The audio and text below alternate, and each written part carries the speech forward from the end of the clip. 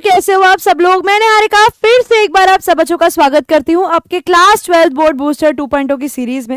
और बच्चों मैं उम्मीद करती हूँ आप सब लोग मस्त होंगे, स्वस्थ होंगे, खूब बढ़िया से अपनी पढ़ाई कर रहे होंगे।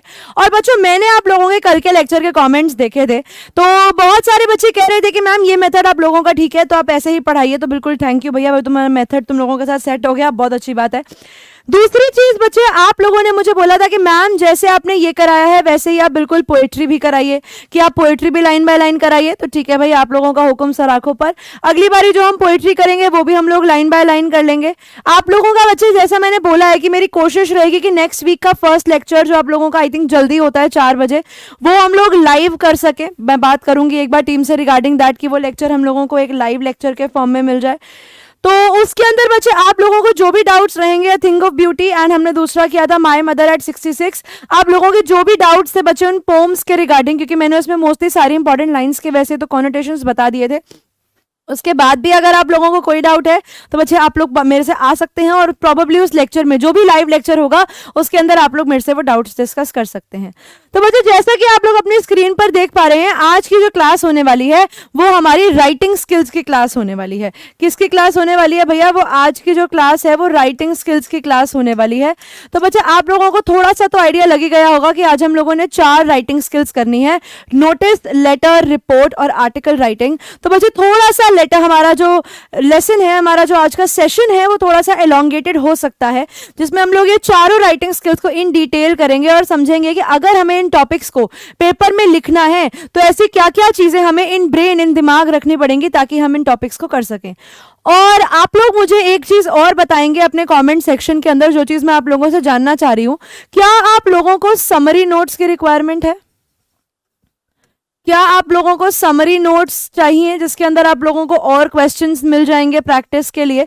मैं क्लास में तो जो क्वेश्चंस करा रही हूँ बच्चे वो तो हैं ही, उसके अलावा कई क्वेश्चंस मैं इसकी पीपीटी में छोड़ती हूँ। तो वही क्वेश्चंस मैं पीपीटी में ना रखकर अगर आपको मैं समरी नोट्स में और क्वेश्चंस के साथ दे दूं, तो is that what you guys want? And if that's yes, अगर आपको चाहिए समरी नोट्स एक बार लेक्चर के बाद पढ़ने के लिए, तो do let me know, I talk to the team if that's possible, because I do not know कि बोर्ड बूस्टर में समरी नोट्स देते हैं नहीं देते हैं। So I'll get back to the team once, I'll talk to them if that's possible, and then आप लोग अपना मेरे को बता दीजिए कि if that's your mood, तो I can get the summary notes arranged for all of you। अगर ऐसा हो जाता है, कुछ notes हमें arrange हो जाते हैं, तो I can definitely give those notes to you, ताकि आप लोगों के लिए तैयारी और ज्यादा अच्छे तरीके से हो सके। So that's completely up to you। आप लोग मुझे बताएंगे, I'll talk to the team, I am not sure what's going to be the reply for the team, but yes, I'll get back to you कि अगर ऐसा हो सकता है तो हम लोग करेंगे। Okay। तो बच्चे हम लोगों ने आज क्या करना है? हम लोगों ने करना है नोटिस राइटिंग, हम लोगों ने करना है लेटर राइटिंग, जिसमें हमारे 2 तरीके के लेटर्स आते हैं, एप्लीकेशन, जॉब एप्लीकेशन और लेटर टू द एडिटर। ये दोनों टॉपिक्स हम लोग करने वाले हैं। हम लोग बच्चे रिपोर्ट राइटिंग करने वाले हैं और हम लोग आर्टिकल राइटिंग करने वाले हैं। अब काफी सारी चीजों के बच्चे फॉर्मेट्स सेम रहते हैं, तो वो फॉर्मेट्स कैसे होंगे और आप लोगों को ये राइटिंग स्किल्स कैसे करनी है वो भी अब आप लोग समझेंगे, ताकि आप लोग अपने पेपर में कोई भी गलती ना करें। अब बच्चे रीसेंट पैटर्न जो देखा गया है उसके अंदर आप लोगों की जो 18 मार्क्स की राइटिंग स्किल्स रह गई हैं, ठीक है, आप लोगों की जो राइटिंग स्किल्स हैं बच्चे वो 18 मार्क्स की रह गई हैं, जिसके अंदर से आप लोगों को प्रोबेबली 6 नंबर के 2 राइटिंग स्किल्स आएंगे, 6 या 8 नंबर के 2 राइटिंग स्किल्स आएंगे, 8 नहीं आ सकते, आप लोगों को आएंगे 5 या 5 करके राइटिंग स्किल्स आएंगे, जिसके अंदर आप लोगों को notice, letter, report writing, article और इन्विटेशन, ये चारों राइटिंग स्किल्स बच्चे आप लोगों के पेपर में आती हैं। 2 4 4 2 5 5 के नाम से आएंगे, 18 मार्क्स इस तरीके से पूरे हो जाएंगे।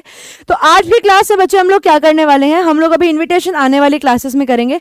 आज हम लोग नोटिस, लेटर, रिपोर्ट और आर्टिकल करेंगे, बिकॉज ऑब्वियसली एक टाइम कंस्ट्रेंट होता है, एक लिमिटेड अमाउंट ऑफ टाइम में क्लास होती है, तो उसमें जितने टॉपिक्स हम लोग कवर कर सकते हैं हम लोग सारे कवर कर देंगे, राइट। तो I hope you guys are ready for today's class. और बच्चे हम लोग बढ़ते हैं हमारे आज की क्लास की तरफ। हम लोगों की क्रोनोलॉजी कैसे होने वाली है टॉपिक्स को कवर करने की? सबसे पहले बच्चे हम लोग करेंगे हमारा नोटिस राइटिंग का टॉपिक, फिर हम लोग करेंगे लेटर राइटिंग, फिर हम लोग करेंगे रिपोर्ट राइटिंग और सबसे लास्ट में बच्चे हम लोग करेंगे आर्टिकल राइटिंग।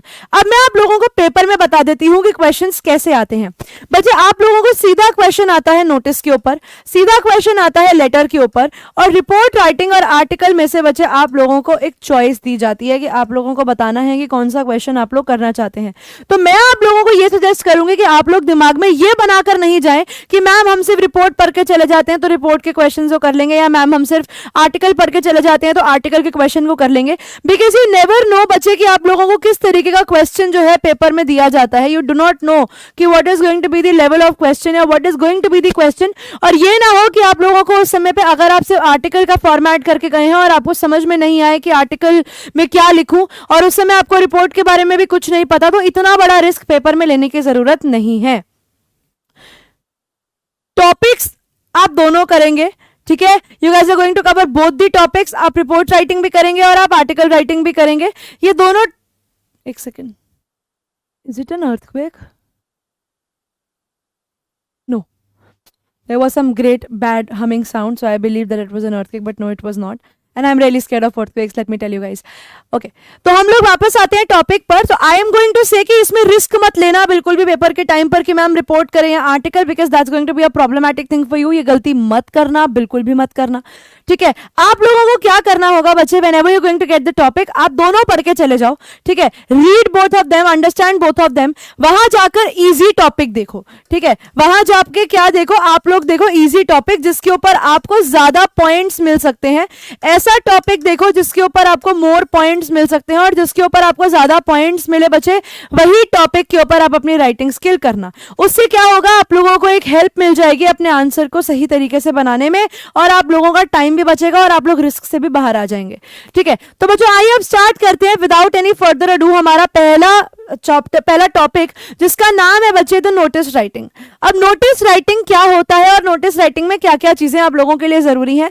एंड यस बच्चे, there is a plethora of questions in this PPT as well, जो आप लोग प्रैक्टिस कर सकते हैं, जो आप लोग देख सकते हैं, which is very very important for you. तो do go through that once, ताकि आप लोगों को अपने पेपर के टाइम पर इन चीजों को पढ़ने में प्रॉब्लम नहीं हो। ऑलराइट, तो आइए बच्चे स्टार्ट करते हैं हमारे टॉपिक के साथ। नोटिस, देखिए बच्चे सबसे पहले नोटिस के बारे में आप लोगों को पढ़ना है और समझना है क्या है। नोटिस बच्चे एक ऐसी राइटिंग स्किल है जो आप लोगों की शॉर्ट राइटिंग स्किल का पार्ट है, ठीक है। जो क्या है कि आप लोगों की शॉर्ट राइटिंग स्किल का पार्ट है, और बच्चे ये अप टू 50 वर्ड्स तक जाता है, ठीक है। Up to 50 words, that's the maximum word limit of the question. 50 word से ऊपर जितने भी बच्चे आप 2 से 3 वर्ड्स एक्स्ट्रा लिखते जाओगे, उसके ऊपर 0.5 मार्क्स जो है वो माइनस होते जाएंगे आपके आंसर में से। तो ये गलती मत करना। अब आपको दिमाग में आना चाहिए बच्चे कि आपका जो क्वेश्चन है वो 4 नंबर का आता है आपके पेपर में। अब ये 4 मार्क्स की बाइफरकेशन कैसे है, ये 4 मार्क्स का डिवीजन कैसे है। तो बच्चे आप लोगों के फॉर्मेट का 1 नंबर होता है, और उसमें भी मैं आप लोगों को बताती हूँ कि कौन से 2-2 चीजों का मिलाकर आपको 1-1 नंबर मिलता है। आपने जो कंटेंट लिखा होता है बच्चे, उसके 2 नंबर होते हैं, तो आपका कंटेंट अच्छा होना चाहिए। और आपकी जो accuracy of spelling and grammar है उसका बच्चे 1 नंबर होता है। तो आप लोग याद रखेंगे हमेशा हर 3 मिस्टेक के ऊपर आधा नंबर कटता है, ठीक है। हर 3 मिस्टेक पे -½ आपके आंसर में से हो जाता है। तो अगर आपने 6 मिस्टेक्स कर दी तो बेटा आपके सारे नंबर चले गए। और मान लो आपने 2 मिस्टेक्स कर दी, तो वो टीचर के मूड पे डिपेंड करता है कि वो नंबर काट रही है या नंबर दे रही है। ऐसा भी हो सकता है कि वो टीचर नंबर काट ले, और ऐसा हो सकता है कि वो टीचर आपको नंबर दे दे। लेकिन आपको अपनी तरफ से ये कोशिश करनी है कि आपके आंसर में कोई भी स्पेलिंग मिस्टेक नहीं हो, ठीक है। ग्रामेटिकली आपके आंसर्स करेक्ट हो। वो कैसे होंगे, वो सिर्फ प्रैक्टिस से होंगे। तीसरी चीज यहां पर बच्चे, you need to keep one thing in mind कि ये जो फॉर्मेट है ना, जो भी चीज है फॉर्मेट बेस्ड है, उसमें सबके नंबर है फॉर्मेट के 1-1, ठीक है। Depending upon the writing skill, content के 2 नंबर हो जाएंगे, स्पेलिंग और ग्रामर के 2 नंबर हो जाएंगे 5 नंबर वाले सवाल में, जो हम लोग आगे लेटर और रिपोर्ट राइटिंग और आर्टिकल में देखेंगे। फॉर्मेट का 1 नंबर उसमें भी रहेगा, कंटेंट के 2 नंबर उसमें भी रहेंगे, लेकिन accuracy of spelling and grammar में 1 नंबर और बढ़ जाएगा, राइट। तो इस तरीके से आपके 5 नंबर के क्वेश्चन की जो बाइफरकेशन ऑफ मार्क्स है वो भी ऐसे ही होगी। अब नोटिस क्या है बच्चे, नोटिस एक फॉर्मल मीन्स ऑफ कम्युनिकेशन है, और purpose of a notice is to announce या और अ डिस्प्ले इंफॉर्मेशन, ठीक है। आपका जो नोटिस होता है उसका मेन पर्पस होता है किसी भी चीज को अनाउंस करना या कोई भी इंफॉर्मेशन को डिस्प्ले करना किसी भी स्पेसिफिक ग्रुप ऑफ पीपल को। नोटिसेस जो है they are pinned on specific display boards, जहां पर वो कोई स्कूल भी हो सकता है, कोई पब्लिक प्लेसेस भी हो सकते हैं। तो दिस शोज कि नोटिसेस जो है वो गवर्नमेंट जो है वो जो गवर्नमेंट नोटिसेस देती है वो न्यूज़पेपर में आते हैं, और बाकी जो नोटिसेस कोई भी स्कूल, कोई भी रेजिडेंट वेलफेयर एसोसिएशन जो आपको पेपर में RWA के नाम से मिलती है, कोई हॉस्पिटल, हॉस्पिटल, कोई स्कूल, कोई ट्यूशन सेंटर, कोई लोकल चीज, कोई भी अगर कोई नोटिस पब्लिश करता है बच्चे पब्लिक प्लेस के लिए, तो वो भी नोटिस आप इस तरीके से बनाते हो, राइट। ये था नोटिस की बेसिक इन्फॉर्मेशन। आप लोगों के नोटिस में बच्चे क्या क्या चीजें होनी चाहिए, पहले हम एक बार फॉर्मेट लिखा हुआ देख लेते हैं, फिर हम लोग इसके बने हुए फॉर्मेट की तरफ चलेंगे। देखिए बेटा, notice should be written in the following format. आपका नोटिस जो है वो इस फॉर्मेट में होना चाहिए। सबसे पहले ऊपर आना चाहिए बच्चे name of the organisation issuing the notice. अब यहां पर बच्चे there are two things, this is format number 1, ठीक है, this is what, this is format number 1 and this is the most commonly followed format, ठीक है। ये वो फॉर्मेट है जो स्कूल में सबसे ज्यादा फॉलो किया जाता है और ये सीबीएसई के ही मटेरियल से उठाया गया पार्ट है अबाउट द फॉर्मेट वाला पार्ट। तो ये सीबीएसई के मटेरियल में साफ साफ ऐसे ही फॉर्मेट दिया हुआ है। तो I will suggest you guys to go for this format and not change it, ठीक है। A notice should be written in the following format. आपका नोटिस जो है वो इसी फॉर्मेट में लिखा होना चाहिए, ठीक है। सबसे पहले बच्चे आपके पास name of the issuing authority या ऑर्गेनाइजेशन आना चाहिए कि आपका नोटिस किसने लिखा है, वो कोई स्कूल है, रेजिडेंट वेलफेयर एसोसिएशन है, और जनरली आपको सवाल में क्वेश्चन में मिल जाता है। दूसरा, you have to mention the title notice and now that has to be in capital, ठीक है, it has to be in upper case, वो capital में ही आना चाहिए। A heading to introduce the subject of the notice and उसके बाद आप date लिखते हो और लास्ट में बॉडी ऑफ द नोटिस बनाकर, अपने नोटिस के बॉडी बनाने के बाद लास्ट में बच्चे आप सैल्यूटेशन लिखकर कि ये नोटिस किसने लिखा है वो खत्म करके आप अपना नोटिस कंप्लीट कर देते हो। अब नोटिस के अंदर बच्चे बॉडी में क्या क्या चीजें आती हैं वो अभी मैं आप लोगों को बताती हूं। जैसे ये देखिए, now this is very very important, ठीक है, these are all the WH family questions, ठीक है, these are all the WH to be included in your notice. क्या क्या चीजें इंक्लूड होनी चाहिए, फॉर हुम। सबसे पहले तो आप ये बताते हो ना कि ये नोटिस आप किसके लिए लिख रहे हो, this is to inform all the students, किसके लिए आ रहा है। तो सबसे पहले बच्चे आप आंसर करोगे फॉर हुम, कि किसके लिए ये नोटिस लिखा जा रहा है। फिर आप बताओगे क्या हो रहा है, ठीक है, this is to inform all the students of class 10th that we are organising a school trip. तो क्या हो रहा है, एक स्कूल ट्रिप हो रही है, कि व्हाट इज द इवेंट, कि इवेंट क्या है। फिर अब आपने इवेंट बताया तो आपने कोई भी चीज है आपको उसका वेन्यू बताना होगा, डेट बताना होगा, डे बताना होगा, टाइम बताना होगा, ठीक है। Where it will take place, उसका venue, when will it take place, that is the date and time, कि कौन से दिन में कितने बजे से होगा। Who can apply for it और इज एलिजिबल फॉर इट, ये ऑप्शनल है, आप पे क्वेश्चन पे डिपेंड करेगा कि आपको कैसा सवाल आता है। तो उसमें अगर आप ये डालना चाहते हो कि कौन से लोग उस चीज में पार्टिसिपेट करने के लिए एलिजिबल है, तो आप उनकी एलिजिबिलिटी मेंशन करोगे।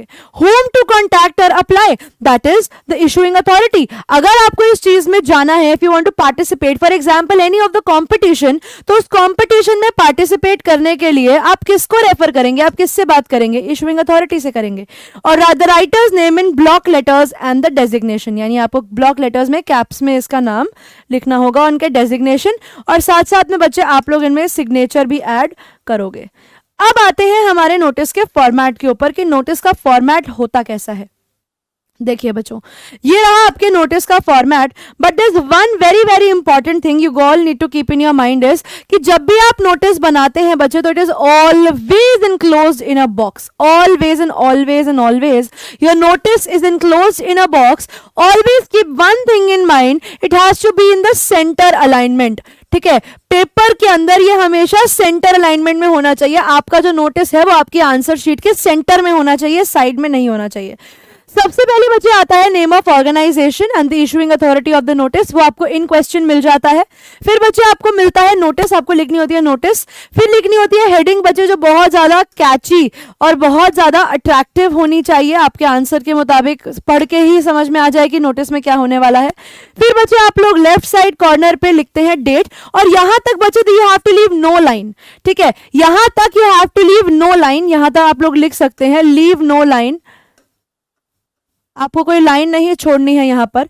फिर आप लोग बच्चे कंटेंट लिखेंगे, यहां पर आकर आपका नेम, लास्ट में आपका साइन, और फिर लास्ट में बच्चे आपकी डेजिग्नेशन आ जाती है। और आपको याद रखना है कि आपकी जो डेजिग्नेशन होगी वो आपको कैप्स में लिखना, वो सॉरी डेजिग्नेशन, और ये बच्चे डेजिग्नेशन जो आती है इसको आप ब्रैकेट में लिखते हो, ठीक है। This is how you have to form a notice. Now this is the very basic what can I say, the basic format of the notice, की सिंपल नोटिस आप कोई भी बनाओगे तो वो इसी फॉर्मेट के अंदर बनना चाहिए, राइट। अब यहां पर बच्चे कुछ लाइंस हैं that I want to I want you guys to note down, क्योंकि वो लाइंस आप लोगों को नोटिस को स्टार्ट करने में हेल्प करेंगे. Now just give me a minute, I will just have a sip of water, फिर कंटिन्यू करते हैं.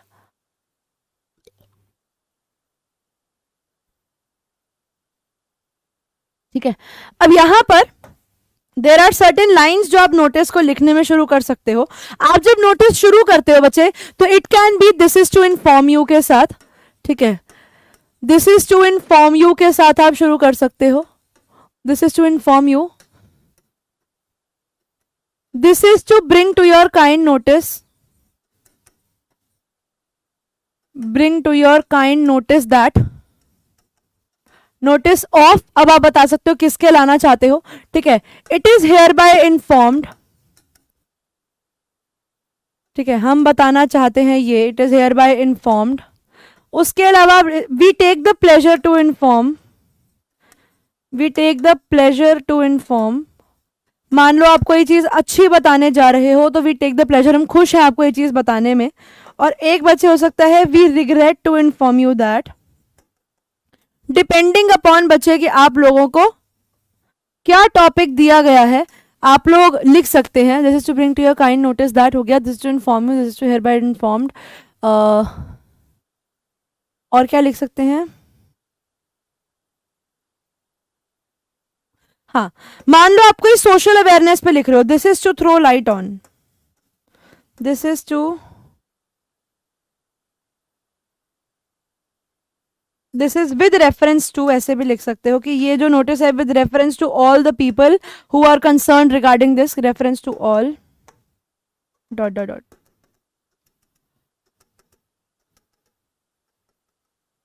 ठीक है, इसके आगे आप लोग अपने नोटिस को शुरू कर सकते हो. तो बच्चे ये वो सारे तरीके हैं जिनसे आपका नोटिस शुरू हो सकता है. और नोटिस जब आप एंड करते हो तो उसके लिए बच्चे आप एक लाइन लिखते हो, for further info kindly contact the. ये जरूर लिखना है, इसमें नंबर मिलते हैं. Kindly contact the undersigned. आगे और इंफॉर्मेशन जानने के लिए जो अंडरसाइंड है इनको आप कॉन्टैक्ट कर सकते हैं. ठीक है, for more information kindly contact the undersigned. Alright, इस तरीके से आप अपने नोटिस की शुरुआत और ये बच्चे इसकी एंडिंग आप इस तरीके से कर सकते हैं. Now any of the following could go and any of the, and this has to be the same. अब यहाँ पर बच्चे आप पहला सवाल देखिए, और यहाँ पहले सवाल में ही आपको क्वेश्चन में ही डिटेल्स मिल जाएंगे, आपको वो डिटेल्स को पिकअप करना है. सवाल है बच्चे, the resident welfare association green park is organising a Holi fiesta in the locality. अब देखो दो चीजें आपको मिल गई.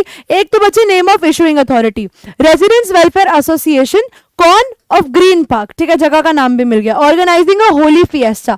अब उन्होंने आपको क्या किया, उन्होंने आपको अपना टाइटल भी दे दिया, हेडिंग भी दे दी, in the locality as the president of the association. तो आपको क्या मिल गई, अपनी डेजिग्नेशन मिल गई. Draft notice in not more than 50 words informing the residents about the same. अब देखो बच्चे यहाँ पर एक इवेंट है, आपको आपकी टारगेट ऑडियंस मिल गई कि आप अपना नोटिस किसके लिए लिख रहे हो. भैया आप अपनी नॉर्मल पब्लिक के लिए लिख रहे हो, कि जो नॉर्मल पब्लिक आपके एरिया में रहती है वो सब इस होली फंक्शन को अटेंड करने आ सकते हैं. तो यानी इवेंट है, तो यानी आप डेट, टाइम, वेन्यू, ये सब चीजें मेंशन करोगे. उसके अलावा बच्चे अगर जैसे मान लीजिए कोई फंक्शन है आपके पास, अगर उसके अंदर आपको लगता है कि कोई आपके पास आंसर में कंटेंट कम पड़ रहा है, तो आप कोई स्पेशल डिटेल्स, जैसे मान लीजिए आपने कोई चीज करने को मना करना है कि हम लोग पक्के रंगों का इस्तेमाल नहीं करेंगे. ठीक है, हम लोग ज्यादा पानी वेस्ट नहीं करेंगे. और हम क्या कह सकते हैं कि इससे सोसाइटी के लोग इस फंक्शन में, इस होली फिएस्टा में अलाउड होंगे और लोगों को हम इस फंक्शन में नहीं आने देंगे. तो इस तरीके की जितनी भी डिटेल्स है बच्चे, अगर आपको लगता है कि आपकी बेसिक डिटेल्स लिखने के बाद आपके पास अभी भी वर्ड लिमिट बच रही है and you have still more things to write, तो you can go with special details जो क्वेश्चन वाइज वेरी करती रहती है, जो क्वेश्चन वाइज चेंज करती रहती हैं. अब जैसे यहां पर बच्चे आप लोग देख सकते हैं, आंसर शुरू होता है बताते हुए कि आप बात करते हैं resident welfare association notice Holi fiesta, और आपने डेट लिख दी. अब यहां पर बच्चे उन्होंने डेट में लास्ट के अंदर ईयर की जगह XX लिखा है, तो ये बेटा उस चीज को एम्बिगुअस बनाने के लिए, उस चीज को अनक्लियर रखने के लिए ऐसा किया गया है. अब देखिए शुरू कैसे होता है. अब यहां पर बच्चे कौन कर रहा है, नेम ऑफ ऑर्गेनाइजेशन कर रहा है, तो आप लोग यहाँ पे वी की जगह नेम ऑफ ऑर्गेनाइजेशन भी लिख सकते हैं. The resident welfare association is organising a Holi bash. अब उन्होंने ऊपर लिखा होली फिएस्टा, लेकिन यहाँ लिख दिया Holi bash in the colony as per the following details. अब यहाँ पर बच्चे अगर आप नोटिस करेंगे तो ये डिटेल आपको इन पॉइंट्स मिल रही है. तो it is completely your choice कि आप अपनी डिटेल्स पॉइंट में लिखना चाहते हैं या पैरा में लिखना चाहते हैं, ये भी सही होगा बच्चे और ये भी सही होगा, लेकिन keep this thing in mind कि ये सिर्फ नोटिस में चलता है, लिटरेचर के आंसर्स में आप पॉइंट्स में आंसर नहीं बना सकते। अब उन्होंने क्या किया, उन्होंने डेट दे दी 15 जुलाई, 15 जुलाई को होली खेल रहे हैं ये। टाइम है बच्चे 9 से 5, वेन्यू है इनका ग्रीन पार्क क्लब। अब यहां पर जैसे उन्होंने लिखा कि the residents are requested to come along with their families and friends and add colour to the rejoicings. यहां पर Ravi Kumar president RWA, because since the space is less, आप लोगों को ये सारी के सारी चीजें जो है बच्चे ये नई नई लाइन्स के अंदर लिखनी है, राइट,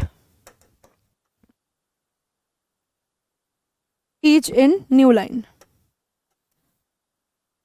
और यहां पर चाहे तो बच्चे आप अपना वो फॉर मोर इन्फॉर्मेशन वाली लाइन ऐड कर सकते हैं, फॉर मोर इन्फो, और वो करना आंसर के अंदर, ठीक है। मैंने यहाँ पूरी नहीं लिखी है since I was not getting the proper space here, आप लोग वो लाइन जरूर लिखेंगे।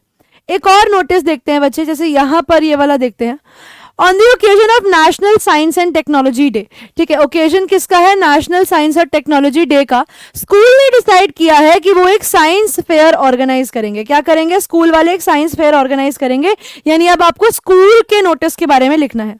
तो विक्रम सिंह, आप कौन है, Vikram Singh the secretary of the science society, किसके, साइंस सोसाइटी के secretary, wants to call a meeting of the office bearers. आप क्या करना चाहते हैं, आप एक मीटिंग करना चाहते हैं ऑफिस के लोगों के लिए, ताकि आप अरेंजमेंट डिस्कस कर सकें इस फेयर की। तो बेसिकली आप एक मीटिंग अरेंजमेंट के बारे में लिखते हैं।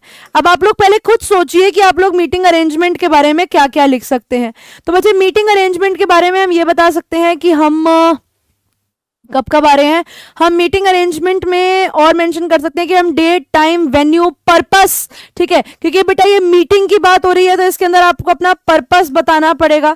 आप लोगों का जो ओकेजन है, जैसे national science and technology day, इसके बारे में जरूर मेंशन करना होगा, ठीक है। उसके बाद आप अपने आइडियाज के बारे में बता सकते हो कि आप अपने आइडियाज के बारे में बता दो। मीटिंग की बात है तो आप अपने एजेंडा के बारे में बता दो कि इस मीटिंग में हम लोग क्या क्या चीजों पर फोकस करने वाले हैं। तो इस तरीके से बच्चे जब आप मीटिंग का नोटिस बनाते हैं तो all these details can be included, ठीक है। देखते हैं सवाल को। तो बच्चे यहाँ पर हमारे पास सिंस कोई प्रॉपर नेम नहीं था तो इसलिए हम लोगों ने दिल्ली पब्लिक स्कूल ले लिया। तो आंसर में आता है Delhi public school new Delhi 13 April, notice 13 April, meeting of science society, ठीक है, या साइंस सोसाइटी मीटिंग। अब जो भी चाहें आप इसका टाइटल जो है वो दे सकते हैं। अब देखो, अब यहाँ पर बात हो रही है ओकेजन पे, तो आप इस तरीके से भी लिख सकते हो कि on the occasion of national science and technology day the school has decided to organise a fair. आपने पर्पस बताया कि national science and technology day के ऊपर आपके स्कूल ने एक फेयर ऑर्गेनाइज करने का डिसाइड किया है। तो जितने भी ऑफिस बियरर्स हैं are requested to attend a meeting, ठीक है। तो आपके जितने भी लोग हैं उन सबको एक मीटिंग अटेंड करनी होगी इन द स्कूल लाइब्रेरी, यानी आपको वेन्यू दे दिया, आप लोगों को डेट दे दिया, आप लोगों को टाइम दे दिया एट 10 AM। ये 3 मेन डिटेल्स थी to discuss the arrangements for the fair, ठीक है। अब आप इसके अंदर बच्चे और भी डिटेल्स इंक्लूड कर सकते हैं, since I believe that it is yes a smaller one. तो इसमें आप लोग ये बता सकते हैं, we will discuss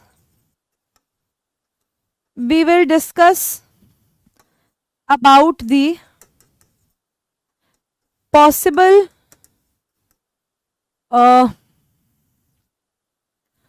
ideas for stalls and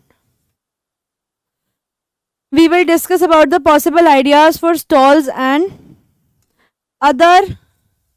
अब देखो, फन एक्टिविटीज की जगह मैं एक वर्ड यूज करूंगी, रिक्रिएशनल एक्टिविटीज। कौन सी एक्टिविटीज भाई, रिक्रिएशनल एक्टिविटीज, रिक्रिएशनल एक्टिविटीज, ठीक है। और लास्ट में वही आता है बच्चे, for more information contact the undersigned. ये जरूर लिखना, ये इस पे नंबर मिलते हैं, for more info contact the undersigned.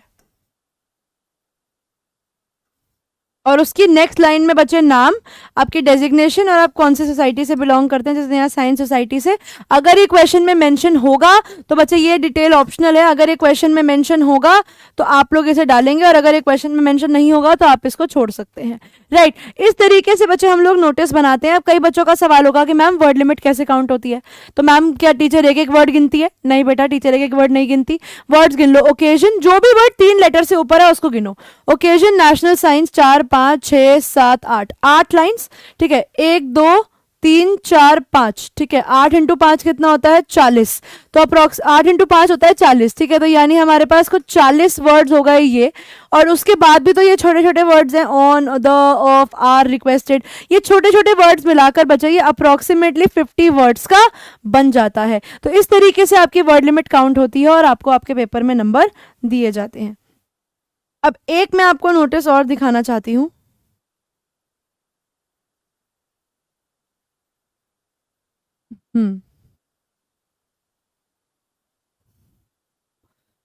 Okay, एक नोटिस और देखते हैं बच्चे, then you will have one more notice to read after class. तो यहाँ पर सवाल है बच्चे, you are the secretary of the history club of Vidya Mandir school.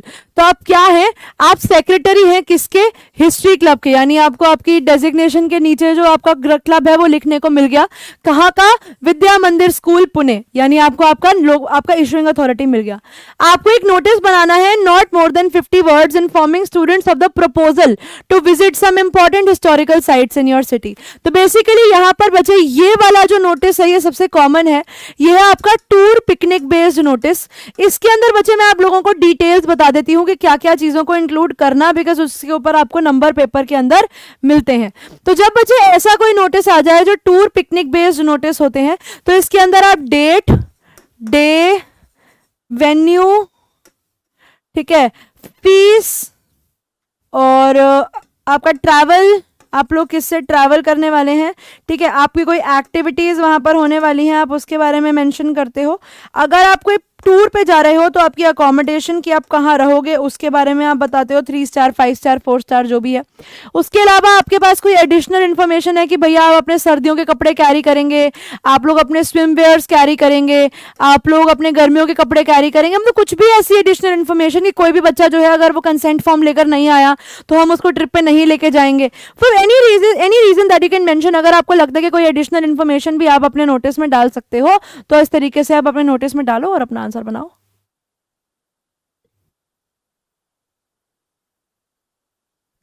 ठीक है, अब जैसे कि यहां पर हम एक एग्जांपल देखेंगे, विद्या Mandir school Pune, notice date डाली 14 अगस्त और विजिट टू हिस्टोरिकल प्लेसेस, क्योंकि वही करने जा रहे हैं हम लोग, हिस्टोरिकल प्लेसेस घूमने जा रहे हैं। तो members of the history club are hereby informed, ठीक है, किसको कर रहे हैं हम लोग, मेंबर्स ऑफ हिस्ट्री क्लब को कर रहे हैं कि जो भी बच्चे हैं हिस्ट्री क्लब के, ठीक है, हिस्ट्री क्लब के are hereby informed a proposed educational visit to few important historical sites in our city, कि हम लोग कहाँ जाने वाले हैं, हम आपको कुछ historical sites in the city पर लेकर जाने वाले हैं, इन लाइकली टू बी स्केड्यूल्ड, और इसमें अंदर आप ये बता रहे हो कि ये कब स्केड्यूल होने वाला है, लाइकली टू बी स्केड्यूल्ड, क्या दिक्कत है इसको, कितना बड़ा करूं इसको मैं, likely to be scheduled between 28th and the 30th of August. Interested members are requested to pay 550 rupees, ठीक है। और अब आपने बता दिया हिस्टोरिकल साइट्स, अब इसमें मेंशन कर सकते हो, जैसे फॉर एग्जांपल आप ताजमहल दे दो, ठीक है, आप म्यूजियम दे दो, कोई भी नहीं, आप मॉन्यूमेंट दे दो कोई भी, कि भैया आपको कोई मॉन्यूमेंट में जाना है, तो आप कोई भी चीज डाल सकते हो कि आप कहाँ पर बच्चों को लेकर जाते हो। Now you have also written कि इसमें inclusive of sports and snacks है ये, to the undersigned by 25th of August। और यहाँ पर बच्चे आपने एक बहुत अच्छा काम किया कि यहाँ पर आपने एक डेडलाइन दे दी। अब for more info contact the अंडरसाइंड, ये वाली लाइन आप डालेंगे और अपना नोटिस को कंप्लीट करेंगे। यहाँ पर आपके पास नाम नहीं है तो आप अपना नाम लिखेंगे ABC, secretary of what, of history club, और उसके बाद you going to put the notice in a box and this is how you have to form the notices, ठीक है। Now this is one of the most common notice जो trip और picnics के ऊपर आता है, इसके अलावा इवेंट के ऊपर आता है, और इवेंट की डिटेल्स मैंने आप लोगों को बता दी है, राइट। तो यहाँ पर बच्चे ये 4 मार्कर का राइटिंग स्किल जो है वो खत्म हो जाता है। अब हम लोग बढ़ते हैं हमारे अगले राइटिंग स्किल की तरफ बच्चे, जिसका नाम है द लेटर राइटिंग। अब लेटर राइटिंग के अंदर बच्चे ना one very very important thing is the letter to the editor, because ये लेटर टू द एडिटर बच्चे हम लोग हमारे बचपन से करते आए हैं, तो हम लोग पहले उसी के साथ शुरू करेंगे कि हम लोग लेटर टू द एडिटर को लिखते कैसे हैं और ये किस तरीके से सॉल्व किया जाता है। बच्चे वही वाली बात है, यहाँ पर आपके 5 मार्क्स का आपका लेटर टू द एडिटर होता है, राइट। यहाँ पर 1 नंबर का आप लोगों का फॉर्मेट, एक number of organisation of ideas. Basically यहां पर यह देखा जाता है कि कहीं आप कंफ्यूज तो नहीं थे इन आइडियाज के अंदर, ठीक है, कंफ्यूज स्टेट ऑफ माइंड तो नहीं था। कंफ्यूज स्टेट ऑफ माइंड पता कैसे पता लगता है? आप लोगों को एक पैटर्न सिखाऊंगी मैं लिखने का, बिकॉज हम लोग जनरली क्या करते हैं, जो दिमाग में पॉइंट आता है हम वो लिखते जाते हैं, है ना। तो हमारी जो आइडिया की जो हमारी आंसर की प्रेजेंटेशन आती है ना, वो बहुत हौच पौच आती है, वो अच्छी नहीं लगती देखने में, कि कभी कुछ लिखा हुआ है कभी कुछ लिखा हुआ है, कोई पॉइंट में रिलेशन नहीं एस्टैब्लिश हो रहा। तो ऐसे आंसर्स नहीं लिखने हैं। तो ऑर्गेनाइजेशन ऑफ आइडिया आपका क्लियर होना चाहिए कि आप लोग कैसे अपने पॉइंट्स को लिख रहे हो, कैसी क्रोनोलॉजी में लिख रहे हो, आपका ओवरऑल कंटेंट कि कैसे कैसे पॉइंट्स आपने यूज किए हैं बच्चे, वो 2 नंबर के, और वही accuracy of spelling and grammar आपके पेपर में 1 नंबर का। तो इस तरीके से आपके 5 मार्क की बाइफरकेशन हो जाती है बच्चे लेटर टू दी एडिटर में। अब लेटर टू दी एडिटर का फॉर्मेट आप लोगों को समझना जरूरी है बच्चे, कैसे आप लोग लिखोगे। सबसे पहले आता है बच्चे सेंडर्स एड्रेस। सेंडर्स एड्रेस में ये 3 चीजें आती हैं। आप पहले लाइन में आपका हाउस नंबर, दूसरी में आपका नेम ऑफ स्ट्रीट, और तीसरी में आपका city. Now this can also be shorten into 2 lines, यानी आप हाउस नंबर और नेम ऑफ स्ट्रीट एक में लिख दो, सिटी एक में लिख दो, तो इट कैन बी फॉर 1 और 2 लाइन्स, 2 और 3 लाइन्स। ओके, उसके बाद बच्चे here you have to leave a line, ठीक है, यहां पर अब आपको एक लाइन को छोड़ना है। आप लिखोगे डेट। अब बच्चे डेट भी 2 फॉर्मेट के अंदर आती है, या तो आप डेट को लिखते हो DDMMYYYY, यानी डेट, मंथ और ईयर, या फिर आप बच्चे लिखते हो मंथ, डेट और ईयर, ठीक है, या तो इस फॉर्मेट के अंदर डेट आती है।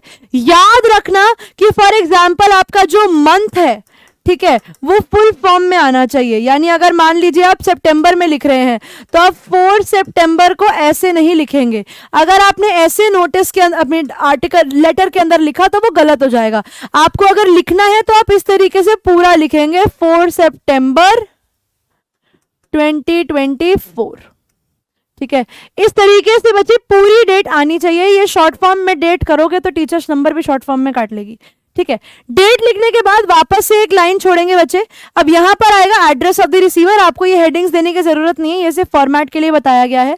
अब क्योंकि बच्चे यहां पर हम एडिटर को लेटर लिख रहे हैं तो हम लिखेंगे दी editor, name of the newspaper. अब यहां पर बच्चे नेम ऑफ द न्यूज़पेपर या तो क्वेश्चन पेपर में मेंशन होगा, या फिर आप लिख सकते हैं बच्चे हिंदुस्तान टाइम्स, ठीक है, या तो आप लिख सकते हैं हिंदुस्तान टाइम्स। हिंदुस्तान टाइम्स लिखेंगे बच्चे तो आप लोगों को याद रखना है कि ये कस्तूरबा गांधी मार्ग पे है, हमेशा याद रखेंगे। ये कहां पर है भैया? ये कस्तूरबा गांधी मार्ग पर है, ये आप लोग याद रखेंगे। और अगर बच्चे आप लोग याद लिखते हैं टाइम्स ऑफ इंडिया, अगर आपने ये गलत लिख दिया, कंफ्यूज कर दिया तो नंबर कट जाएंगे। अगर आप लिखते हो टाइम्स ऑफ इंडिया तो उसके नीचे बच्चे बहादुर शाह जफर मार्ग आना चाहिए। क्या आना चाहिए? बहादुर शाह जफर मार्ग आना चाहिए। यह आप लोगों को याद रखना पड़ेगा। और उसके नीचे place of publication that is Delhi, वो तो आप लिख ही सकते हो, दिल्ली 11000006 11000006। ये इसका भी सेम है और ये इसका भी सेम है, ठीक है। ये पिन कोड भी आप लोग याद रख सकते हैं। इसको पूरा याद कर लो। अगर पेपर में नहीं दिया होता सवाल में तो go ahead with Hindustan Times या टाइम्स ऑफ इंडिया। उसके बाद आता है बच्चे आप लोगों का subject. Now subject again has to be written after leaving a line. और आप लोगों को याद रखना है कि आपको अपने सब्जेक्ट को अंडरलाइन करना है और ये 6 से 7 वर्ड्स का ही होना चाहिए, not more then 1 line. The moment आपका सब्जेक्ट आपकी अगली लाइन के अंदर आ जाता है, टीचर नंबर काट लेगी, आधा नंबर सीधा कट जाता है, तुम्हारी 3-4 गलतियों के मायने भी नहीं दिए जाते, ठीक है। तो सब्जेक्ट जो है वो एक ही लाइन में आना चाहिए, 6-7 वर्ड से ऊपर नहीं होना चाहिए, शॉर्ट होना चाहिए और काफी इंफॉर्मेटिव होना चाहिए कि सामने वाले को पर्पस समझ में आ जाए कि उसे क्यों लेटर लिखा गया है। फिर आता है बच्चे सर या मैडम, और आप लोग सर या मैडम ही लिखेंगे। आप लोग मैडम को मैडम भी लिख सकते हैं और MA ये /AM इस तरीके से भी मैडम लिख सकते हैं। आप लोग डियर सर डियर मैडम लिखना अवॉइड करेंगे, because dear sir dear madam जो है वो प्रॉपर सैल्यूटेशन नहीं लगती फॉर्मल में। अब शुरू होता है बच्चे बॉडी ऑफ द लेटर। सबसे पहले आप लोग अपने लेटर का बेसिस बताएंगे कि पैराग्राफ 1 में। अब देखो, जब भी आप लेटर टू द एडिटर लिखते हो बच्चे तो आप लोगों को ये चीज को अपने दिमाग में खास बिठा कर रखना है कि लेटर टू द एडिटर इस पर्पस से लिखा जा रहा है कि जब आपका लेटर एडिटर पढ़ेगा तो उसके आंखों के आगे जो प्रॉब्लम, जो कंसर्न आप रखना चाह रहे हैं वो उसके सामने जागरूक हो जाएगा। अब जो एडिटर है वो उस टॉपिक को दिमाग में रखते हुए एक आर्टिकल लिखेगा अपने न्यूज़पेपर के लिए, उसको छापेगा वहां पर, और और जो भी कंसर्न्ड अथॉरिटीज हैं जो उस चीज के ऊपर ध्यान नहीं दे रही जिसके ऊपर आपने अपना आर्टिकल वो लेटर लिखा था, अब जब न्यूज़पेपर में वो चीज छाप दी जाएगी तो ऑब्वियसली उसके ऊपर कोई एक्शंस ले लिए जाएंगे। तो बेसिकली एडिटर एक तरीके से आपका फिरौती लेने वाला इंसान हो गया कि आप उसको लेटर लिखते हो कि भैया हमारे एरिया में ये प्रॉब्लम है, ताकि उस लेटर के बारे में वो अपने न्यूज़पेपर आर्टिकल में लिखे, और जब वो न्यूज़पेपर आर्टिकल में लिखेगा एक्चुअल रियल प्रॉब्लम्स बताएगा, तो जो कंसर्न्ड अथॉरिटीज देखेंगे कि भैया ये चीज़ अब न्यूज़पेपर में छपने लग गई है, तो वो उस चीज़ के ऊपर एक्शन लेंगे। तो उसी चीज़ के ऊपर अवेयरनेस क्रिएट करने के लिए, एक एक्शन का प्रेशर बनाने के लिए ही हम लोग लेटर टू द एडिटर लिखते हैं। याद रखना कि इम्पैक्ट लाने वाला एडिटर नहीं है, एडिटर सिर्फ माध्यम है जो आपके पॉइंट को आगे तक पहुंचाएगा। Editor is not going to be the one जो जाकर आपके लिए चेंज करने वाला है। ठीक है, पहली बात। पहला पैराग्राफ, आपको अपना पर्पस ऑफ राइटिंग बताना है कि आप ये उसे क्यों लिख रहे हो, like what is the reason. You can start by any of the following, आप किसी से भी शुरू कर सकते हो। Through the column of your esteemed newspaper I would like to draw the attention of the concerned authorities. बच्चा ये है पहला मेथड कि ये लाइन लिखकर आप शुरू कर सकते हो, concerned readers to the problem, और उसके बाद आप बताओगे कि भैया आपकी प्रॉब्लम क्या है। ठीक है, और उसके बाद आप अपनी प्रॉब्लम जो है वो बताओगे। सेकेंड पैराग्राफ के अंदर बच्चे आप लोग अपने प्रॉब्लम्स को इन डिटेल समझाओगे कि भैया हमें क्या क्या प्रॉब्लम है। यहां पर बच्चे जब आप प्रॉब्लम्स को एक्सप्लेन कर दोगे तो आपको उसके 3 इफेक्ट्स भी बताने होंगे अप्रोक्सीमेटली, मतलब जो प्रॉब्लम बता रहे हो उसका क्या रिजल्ट आ रहा है, उससे आपको क्या क्या परेशानियां झेलनी पड़ रही हैं, आप वो चीजें भी बताओगे। अब यहां पर बच्चे there is one thing that you need to keep in mind कि आप लोग क्या करोगे वो मैं आप लोगों को बताती हूँ। पैराग्राफ 3 में बच्चे आप लोग कंक्लूजन लिखोगे और सॉल्यूशंस लिखोगे उस प्रॉब्लम के, अगर आपके पास कोई है। मिनिमम 2 प्रेफर्ड सॉल्यूशंस तो होने चाहिए, क्योंकि आपका एक फॉर्मेट है जो भी मैं आप लोगों को बताने वाली हूँ, जो आप लोगों का रिपोर्ट में भी चलेगा और एडिटर में भी चलेगा और आर्टिकल में भी चलेगा। ठीक है, या request the authorities to solve the problem, और आप बता सकते हो कि भैया आप लोगों को ये प्रॉब्लम सॉल्व करनी है। Now there is a word called subscription. Now subscription का मतलब एक्चुअली वो नेटफ्लिक्स की सब्सक्रिप्शन नहीं है। सब्सक्रिप्शन का मतलब है कि जिसको आपने नोटिस लिखा, उनका लेटर लिखा, उनके बारे में बताना, जैसे योर्स फेथफुली या सिंसियरली, और आपका name, signature name. Signature name का मतलब ये होता है कि आप सिग्नेचर किस नाम से करते हो, वो आपका रियल नेम आप लोगों को, या जो क्वेश्चन के अंदर नाम दिया हुआ है वो आपको लिखना होता है। ठीक है, अब यहां पर बच्चे कुछ हिंट्स हैं आपके लिए कि आप पैराग्राफ 1 कैसे शुरू कर सकते हो। I am writing in order to highlight through the columns of your esteemed newspaper I would like to express my concern on, या I am writing this letter in order to draw the attention of the authorities over, या इन तरीकों से आप लोग अपने paragraph को शुरू कर सकते हो। पैराग्राफ 2 में बच्चे आपको प्रॉब्लम्स एक्सप्लेन करनी है, तो any of the following option can go, कि रेजिडेंट जो है वो प्रॉब्लम फेस करते हैं ड्यू टू, बहुत बारी कंप्लेंट्स करी गई हैं लेकिन अथॉरिटीज ने they have turned deaf ear to our problem, basically उन्होंने कोई अटेंशन नहीं दी है। द मेन रीजन इज कि मैं आपको ये लेटर लिख रहा हूं for this, the most annoying या the most important thing is this, the negligence of authorities added fuel to the fire, की जो अथॉरिटीज है वो इस चीज पर ध्यान नहीं दे रही हैं, तो वो आग में घी डालने वाली बात हो गई है। सिचुएशन जो है वो बुरी से बदतर हो गई है। The authorities are just peeping through a distance and not taking any action, कि अथॉरिटीज जो है वो दूर से बस देख रही हैं और इस चीज के ऊपर कोई एक्शन नहीं ले रही हैं। नाउ दीज आर बच्चे those lines that can be used in your answer. The problem has taken the shape of a hydra-headed monster। ये थोड़ा सा एग्जैजरेशन हो जाता है कि भैया आपकी जो परेशानी जो है वो इतनी ग्रेव हो चुकी है, इतनी सीरियस हो चुकी है कि it has taken the shape of a hydra-headed monster, की बहुत बड़ी परेशानी हो गई है। या I think the problem is getting step motherly treatment। Basically इसका मतलब यह है कि पराई ट्रीटमेंट दी जा रही है। It is not considered the problem of self. ठीक है, इसे अपनी खुद की परेशानी नहीं समझा जा रहा है, इसे वो सौतेली माँ समझा जा रहा है कि छोड़ो जो होगा देखा जाएगा। तो बड़ी स्टेप मदरली ट्रीटमेंट मिल रही है इसको, कि मतलब nobody is paying very great attention to it. तो ये वो थोड़े से फ्लिप तरीके हैं जिससे आप अपने आंसर्स को अच्छा बना सकते हो। पैराग्राफ 3 में बच्चे I hope the adequate measures will be taken by the authorities and I hope the issue will be brought into light. इस तरीके के वर्ड्स को बच्चे आप लोग यूज करके अपने आंसर को बना सकते हो। अब इससे पहले कि मैं आप लोगों को एग्जाम्पल दिखाऊं ऑफ एडिटर वाला क्वेश्चन, मैं आप लोगों को एक चीज और बता देना चाहती हूं that's going to be used in almost all writing skills.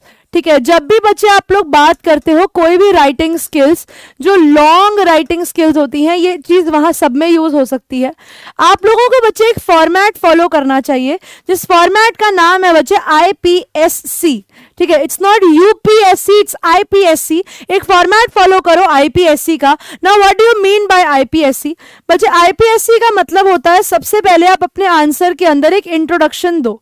ठीक है। इंट्रोडक्शन कैन बी 1 और 2 लाइंस की, जिसमें आप बेसिक टॉपिक के बारे में बताते हो। जैसे आप मान लो पानी के ऊपर है, क्लीनलीनेस के ऊपर है कि भैया क्लीनलीनेस बहुत जरूरी है, ठीक है, बिना क्लीनलीनेस के हम लोग कुछ नहीं कर सकते। इसके अंदर बच्चे आप कोई कोटेशंस को डाल सकते हो, और ये सेम चीज मैं आपको आर्टिकल के लिए भी बता रही हूं। तो आप लोग इस चीज को लेटर के लिए बच्चे, एडिटर वाले लेटर के लिए, और आप लोग इसको आर्टिकल के लिए, दोनों के लिए समझ लीजिए। आर्टिकल में मैं वैसे वापस फोकस करूंगी, लेकिन यहां पर आप ये समझ लीजिए कि ये सेम फॉर्मेट आर्टिकल में भी चलता है, क्योंकि हमारा जो सेंटर पैराग्राफ होता है ना लेटर का, वो आर्टिकल ही होता है एक तरीके का, ठीक है। आप इंट्रोडक्शन देंगे, फिर बच्चे आप लोग प्रॉब्लम्स एक्सप्लेन करेंगे। प्रॉब्लम्स में भी आप कम से कम 3 से 4 प्रॉब्लम्स के बारे में बताएंगे कि क्या क्या प्रॉब्लम्स आप फेस कर रहे हैं। फिर बच्चे क्योंकि आपने प्रॉब्लम बताया है तो आपको पैराग्राफ में उसका सोल्यूशन भी देना होगा, और ये ऑर्गेनाइजेशन के नंबर है बच्चे जो मैं बता रही थी। और लास्ट में आप देते हो एक कंक्लूजन।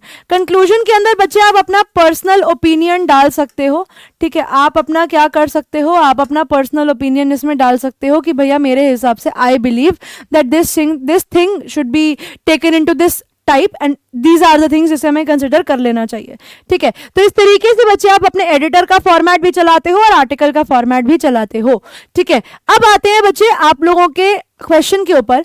क्वेश्चन है बच्चे, write the editor letter to the editor of National Herald. आप लोगों को न्यूज़पेपर का नाम दे दिया National Herald New Delhi, about water scarcity. किस चीज की परेशानी है आपके एरिया में? वाटर स्कार्सिटी की प्रॉब्लम है, और आपको वेज बताने हैं जिससे आप इंप्रूव कर सकते हो position of water supply in your area. आप हो रमाना रामनाथ या Reema of Ghaziabad, and you have to write a letter on this topic. अब आपको क्या करना है, आपको फॉर्मेट सही रखना है। फॉर्मेट के नंबर आप लोगों को मिलेंगे। जब आपको फॉर्मेट नहीं दिया होता बच्चे, आपको एड्रेस नहीं दिया होता, तो आप लोग वहां पर सीधा एग्जामिनेशन हॉल लिख के आते हो। Examination hall x city. X city का मतलब होता है कि आप सिटी भी नहीं बता रहे कि आप कौन सी सिटी के हो। ये पेपर में आपकी जो एम्बिग्विटी है वो मेंटेन करके रखता है, आपकी आइडेंटिटी को हिडन रखता है, क्योंकि आपके पेपर हो सकता है बच्चे दिल्ली से बाहर ग्वालियर चेक होने जा रहे हो, या ग्वालियर वाली दिल्ली आ रहे हो, तो यू नेवर नो क्या हो रहा है। ओके, तो आप अपनी सिटी के बारे में भी चाहो तो सीक्रेटिव रह सकते हो। अब देखेंगे बच्चे, जैसे उन्होंने यहाँ पर एक रैंडम एड्रेस लिख दिया है, एच नंबर यानी हाउस नंबर 824 कवि नगर गाजियाबाद, और इधर they have to leave a line April 2, line वापस छोड़ेंगे दी एडिटर नेशनल हेराल्ड, इधर एक लाइन छोड़ेंगे न्यू दिल्ली 111001। ऑलराइट, यहां पर आकर बच्चे वापस से हम एक लाइन छोड़ेंगे, इधर वापस से विल लीव अ लाइन, और हम लिखेंगे subject that is water crisis in Kavi Nagar. Problem क्या है कि भैया हमारे एरिया के अंदर, कविनगर के अंदर बहुत ज्यादा वाटर क्राइसिस है। फिर शुरू होगा बच्चे सर से, through the column of your esteemed newspaper I wish to draw the attention of the concerned authorities. अब देखो आपके एरिया में पानी कम है, तो आपके एरिया में पानी की कमी हो रही है, तो कंसर्न्ड अथॉरिटीज यानी वाटर डिपार्टमेंट। अब आपने यहाँ वाटर डिपार्टमेंट का नाम ना लिखकर लिख दिया कंसर्न्ड अथॉरिटीज की, जो भी इस इशू से रिलेटेड है उसकी concerned authorities towards the problem of water scarcity in our locality, ये बताते हुए कि हमारे एरिया में बहुत ज्यादा पानी की कमी हो गई है। अब यहां पर आप बता सकते हो, सबसे पहले लाइन में आप शुरू कर सकते हो बच्चे यहां पर इंपॉर्टेंस ऑफ वाटर के ऊपर, ठीक है। आप लोग एक लाइन लिख सकते हो इंपॉर्टेंस ऑफ वाटर के ऊपर कि आपके हिसाब से पानी की क्या जरूरत है, और अब आप अपनी प्रॉब्लम एक्सप्लेन करोगे। आप बोलोगे जैसे यहाँ लिखा है कि इट इज अर्ली समर, अभी हमारे यहाँ गर्मियां शुरू हो चुकी है और रेजिडेंट्स जो है वो already acute water shortage face कर रहे हैं, मतलब बहुत बड़े अमाउंट में यहाँ पर पानी का कटौती जो है वो हो गया है। The supply is cut off at 8:30 AM in the morning. सुबह 8:30 बजे ही पानी आना बंद हो जाता है, and it is restored for half an hour in the evening between 6 to 7 PM. और शाम को फिर 6 से 7 के बीच में सिर्फ आधे घंटे के लिए पानी आता है। तो आप इमेजिन करिए कि इतने टाइम में हम पानी कैसे भरें, वो भी गर्मियों के दिन में। Since timings are erratic, erratic का मतलब होता है बच्चे दे आर नॉट फिक्स्ड, वो कहते हैं कि टाइमिंग्स भी फिक्स नहीं है, तो बहुत सारे लोगों को पता ही नहीं चलता, स्पेशली जो वर्किंग कपल्स होते हैं या जो वर्किंग क्लास होती है वो पानी स्टोर कर ही नहीं पाते। पहली बात तो आपका पानी आने का टाइम फिक्स नहीं है, ठीक है, कभी भी पानी आ जाता है, कभी भी चला जाता है। अब जो इंसान घर पे ही नहीं है वो पानी स्टोर ही नहीं कर पाता, तो जो लोग पानी स्टोर ही नहीं कर पाएंगे तो वो जिएंगे कैसे भाई। फ्रीक्वेंट कंप्लेंट्स टू जल board has not yielded any results, तो हम लोगों ने जल बोर्ड को भी बहुत सारी कंप्लेंट्स करी हैं, लेकिन अभी तक उसका कोई रिजल्ट नहीं आया है, as the authorities express their helplessness, क्योंकि अथॉरिटीज कहती हैं कि वो बड़े हेल्पलेस हैं, saying that one of the tanks of the Haiderpur water treatment plant is under repair and has been shut down for a month और so, thereby affecting the water supply in the area. अब हमने यहाँ पर एक बहुत अच्छा काम किया कि हमने अथॉरिटीज से बात भी करी है कि भैया क्या प्रॉब्लम है, तो उन्होंने बताया कि जो हैदरपुर वाटर ट्रीटमेंट प्लांट है, रैंडम उन्होंने एक नाम ले लिया वाटर ट्रीटमेंट प्लांट का, कि वहां पर अभी उसे 1 महीने के लिए बंद कर दिया गया है ताकि वहां पर रिपेयर जो है वो हो सके, और उस टाइम पे हमारे यहाँ पर पानी नहीं आ रहा है। तो भैया जब हमारे यहाँ पानी ही नहीं आ रहा है तो हम अपना काम कैसे करें, how are we going to survive this, हम इस सिचुएशन में कैसे हैंडल कर सकते हैं। But it is nearly 1.5 months, हम बोल रहे हैं कि 1 महीने में ठीक हो जाता, लेकिन अब इस प्रॉब्लम को परसिस्ट करते करते 1.5 महीना हो चुका है since the problem began, and yet there is no respite to the residents, और अभी भी हमारे रेजिडेंट्स को कोई रिस्पाइट नहीं है, यानी हमारे रेजिडेंट्स को अभी भी कोई रिलीफ नहीं है, यानी हमने हमारी पूरी प्रॉब्लम बता दी। तो यहां पर अब देखो, अब यहां पर हमें सोल्यूशन बताना है, तो हमने बोला कि देखो जल बोर्ड को मीन टाइम के अंदर एटलीस्ट हमारे लिए वाटर टैंकर्स का ही प्रोविजन कर देना चाहिए कि लोग at least water tank different hours of the day होगा, ये different hours of the day पे, कि ताकि हम लोग जो है पानी भर सकें, और मेजर करने चाहिए ताकि इस प्रॉब्लम को एक्सपीडाइट किया जाए, मतलब फास्ट किया जा सके, फास्टन किया जा सके उनके रिपेयर प्रोसेस को। ठीक है, अब यहां पर अब आप इसमें लास्ट पैराग्राफ कैसे लिख सकते हैं, आप यहां पर लिख सकते हैं इसके बाद, I hope my views will find a place in your column, मुझे उम्मीद है कि मेरे जो व्यूज हैं वो आपके कॉलम में उन्हें एक जगह मिलेगी, एंड दी कंसर्न्ड अथॉरिटीज, और जो कंसर्न्ड अथॉरिटीज हैं शैल टेक दी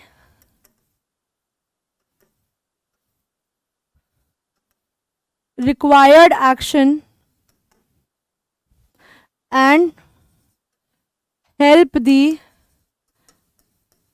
पुअर रेजिडेंट्स, और जो हम परेशानी में पीड़ित लोग हैं इन सबका फायदा होगा।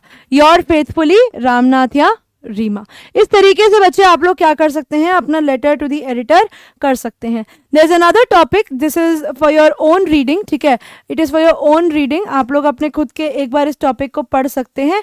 इस टॉपिक में बच्चे आप लोगों को बताना है कि telling him about the nuisance created by stray animals, के आसपास के जो स्ट्रे एनिमल्स होते हैं कितनी बारी उनसे हमें बहुत सारी प्रॉब्लम हो जाती है, जैसे ट्रैफिक जैम, एक्सीडेंट्स वगैरह, तो उसके बारे में आपको बताना है। एंड नाउ बच्चे this is a general topic, ठीक है, तो इसमें आपके पास जनरल टॉपिक के अंदर प्लेथोरा ऑफ प्रॉब्लम्स होनी चाहिए, कम से कम 3 से 4 परेशानियां आप इसके अंदर डिटेल में एक्सप्लेन करेंगे और उसके बाद उनके 2 से 3 सॉल्यूशंस देंगे, तभी बच्चे आपका जो आंसर है उसका कंटेंट फुल फ्लेजेड बनेगा। ठीक है, तो I hope this topic is also clear to you. यहाँ पर बटे हेडिंग दी गई है article writing, but it's not article writing, it is editor वाला टॉपिक है ये। ठीक है, तो you guys can go through this one. चलते हैं बच्चे हमारे अगले लेटर की तरफ, that is the job application. एक बार जॉब एप्लीकेशन को भी देखते हैं, कहाँ गया जॉब एप्लीकेशन, वेट, ऊपर जाना पड़ेगा काफी। Okay, here we are.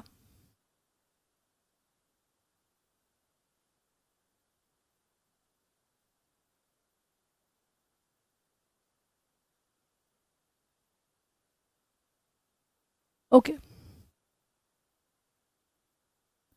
तो बच्चे द एप्लीकेशन फॉर जॉब, अगला लेटर जो आप लोगों को पेपर में आता है in the choice of letter to the editor, वो आता है बच्चे एप्लीकेशन फॉर जॉब।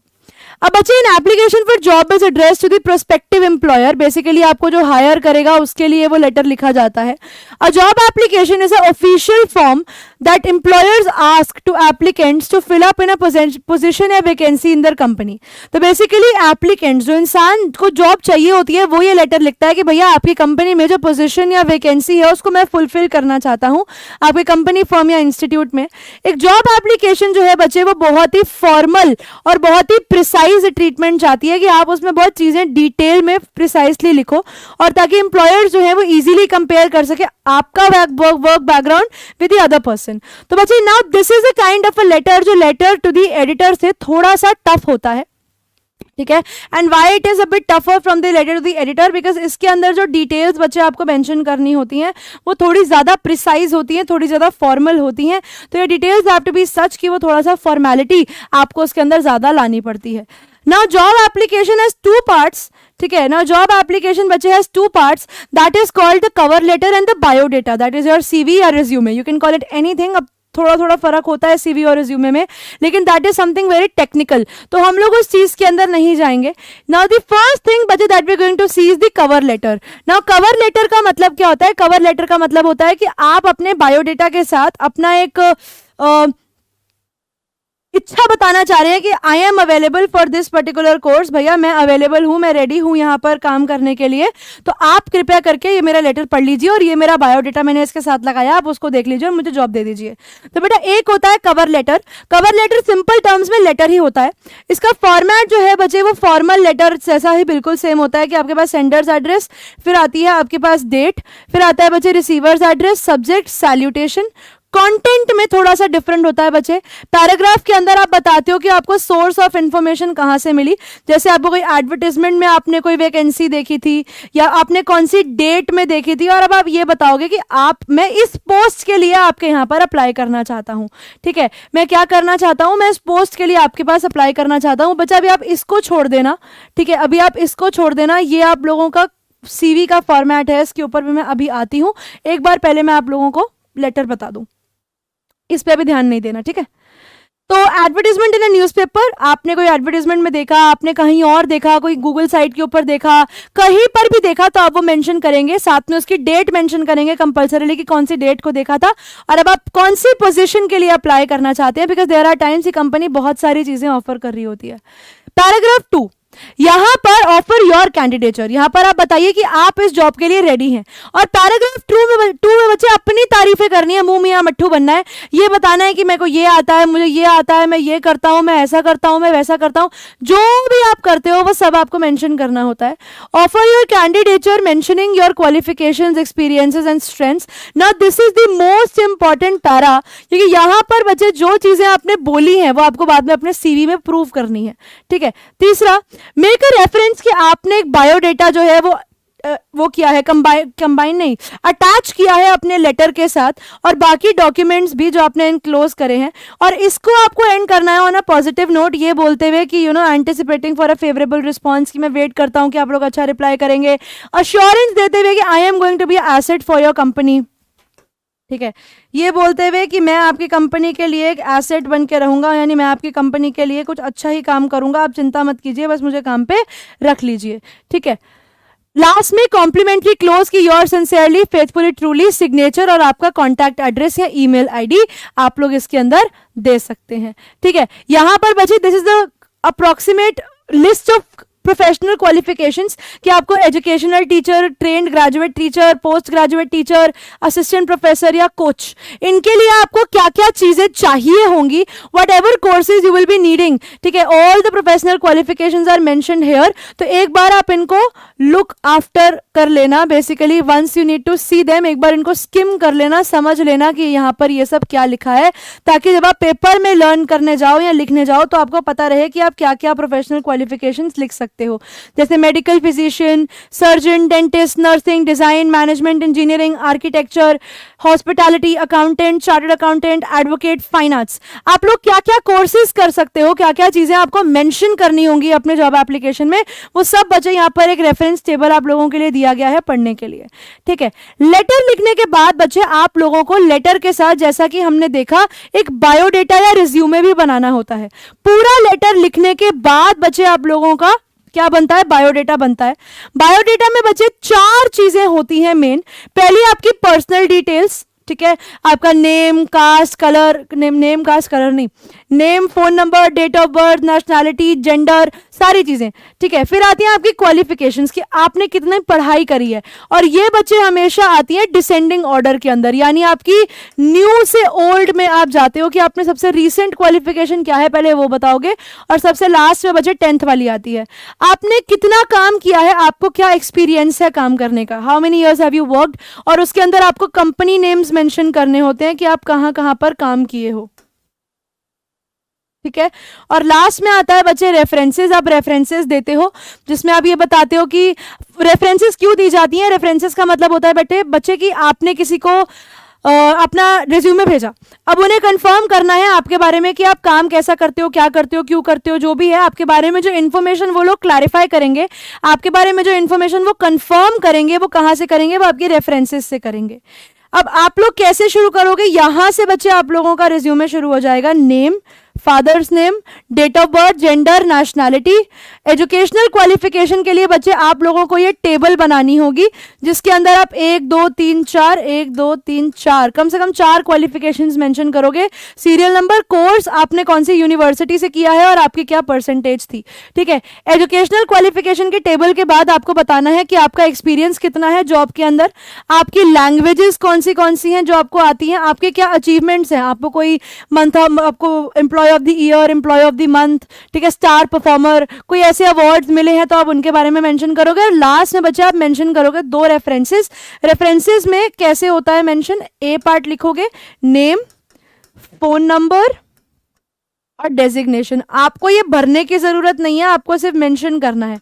फिर इस तरीके से आप बी पार्ट लिखोगे, बी में भी वापस लिखोगे नेम, फिर आप लिखोगे फोन नंबर और फिर आप लिखोगे उनके डेजिग्नेशन। इस तरीके से बच्चे आप लोग क्या करोगे, इस तरीके से आप लोग बनाओगे अपना job application, right. This is how you guys are going to form your job application. अब जैसे मैं आप लोगों को एक सवाल दिखाती हूँ बच्चे, यहां पर आप लोगों को एक एडवर्टाइजमेंट दिखाई जाएगी, ठीक है। उन्होंने बोला कि आपका नाम है काव्यांश या काव्या, ठीक है। उन्होंने क्या आपको डिटेल्स दे दी, उन्होंने बोला कि या तो आपका, एक सेकंड यार, पेन का कलर चेंज करने, थोड़ा अच्छा सा लेना है, बोर हो गई मैं येलो येलो पिंक पिंक से लिखने में। ये तो ज़्यादा ग्रीन हो गया, ये ज़्यादा ब्लू हो गया।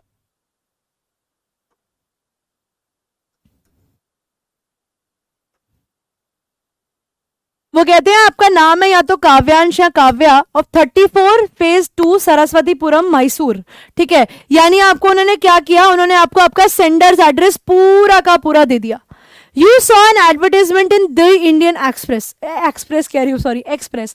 तो आपने द इंडियन एक्सप्रेस के अंदर एक नोटिस देखा, एक एडवर्टाइजमेंट देखी for the post of marketing manager, ठीक है। मार्केटिंग मैनेजर, अच्छा मुझे समझ आ गया, यहाँ पे मुझे वो बैचलर्स चाहिए बीकॉम और मास्टर्स में चाहिए एमबीए, ठीक है, इन ए रिप्यूटेड फर्म इन बैंगलोर। और जॉब कहाँ पे है भैया, बैंगलोर की जॉब है।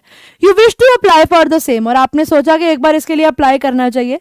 आपको एक लेटर लिखना है 120 to 150 words applying for the job, इस जॉब के लिए अप्लाई करते हुए, और अपना कैंडिडेचर साथ में देना है इन अ डिटेल्ड बायोडेटा कि आप इस जॉब के लिए फिट है।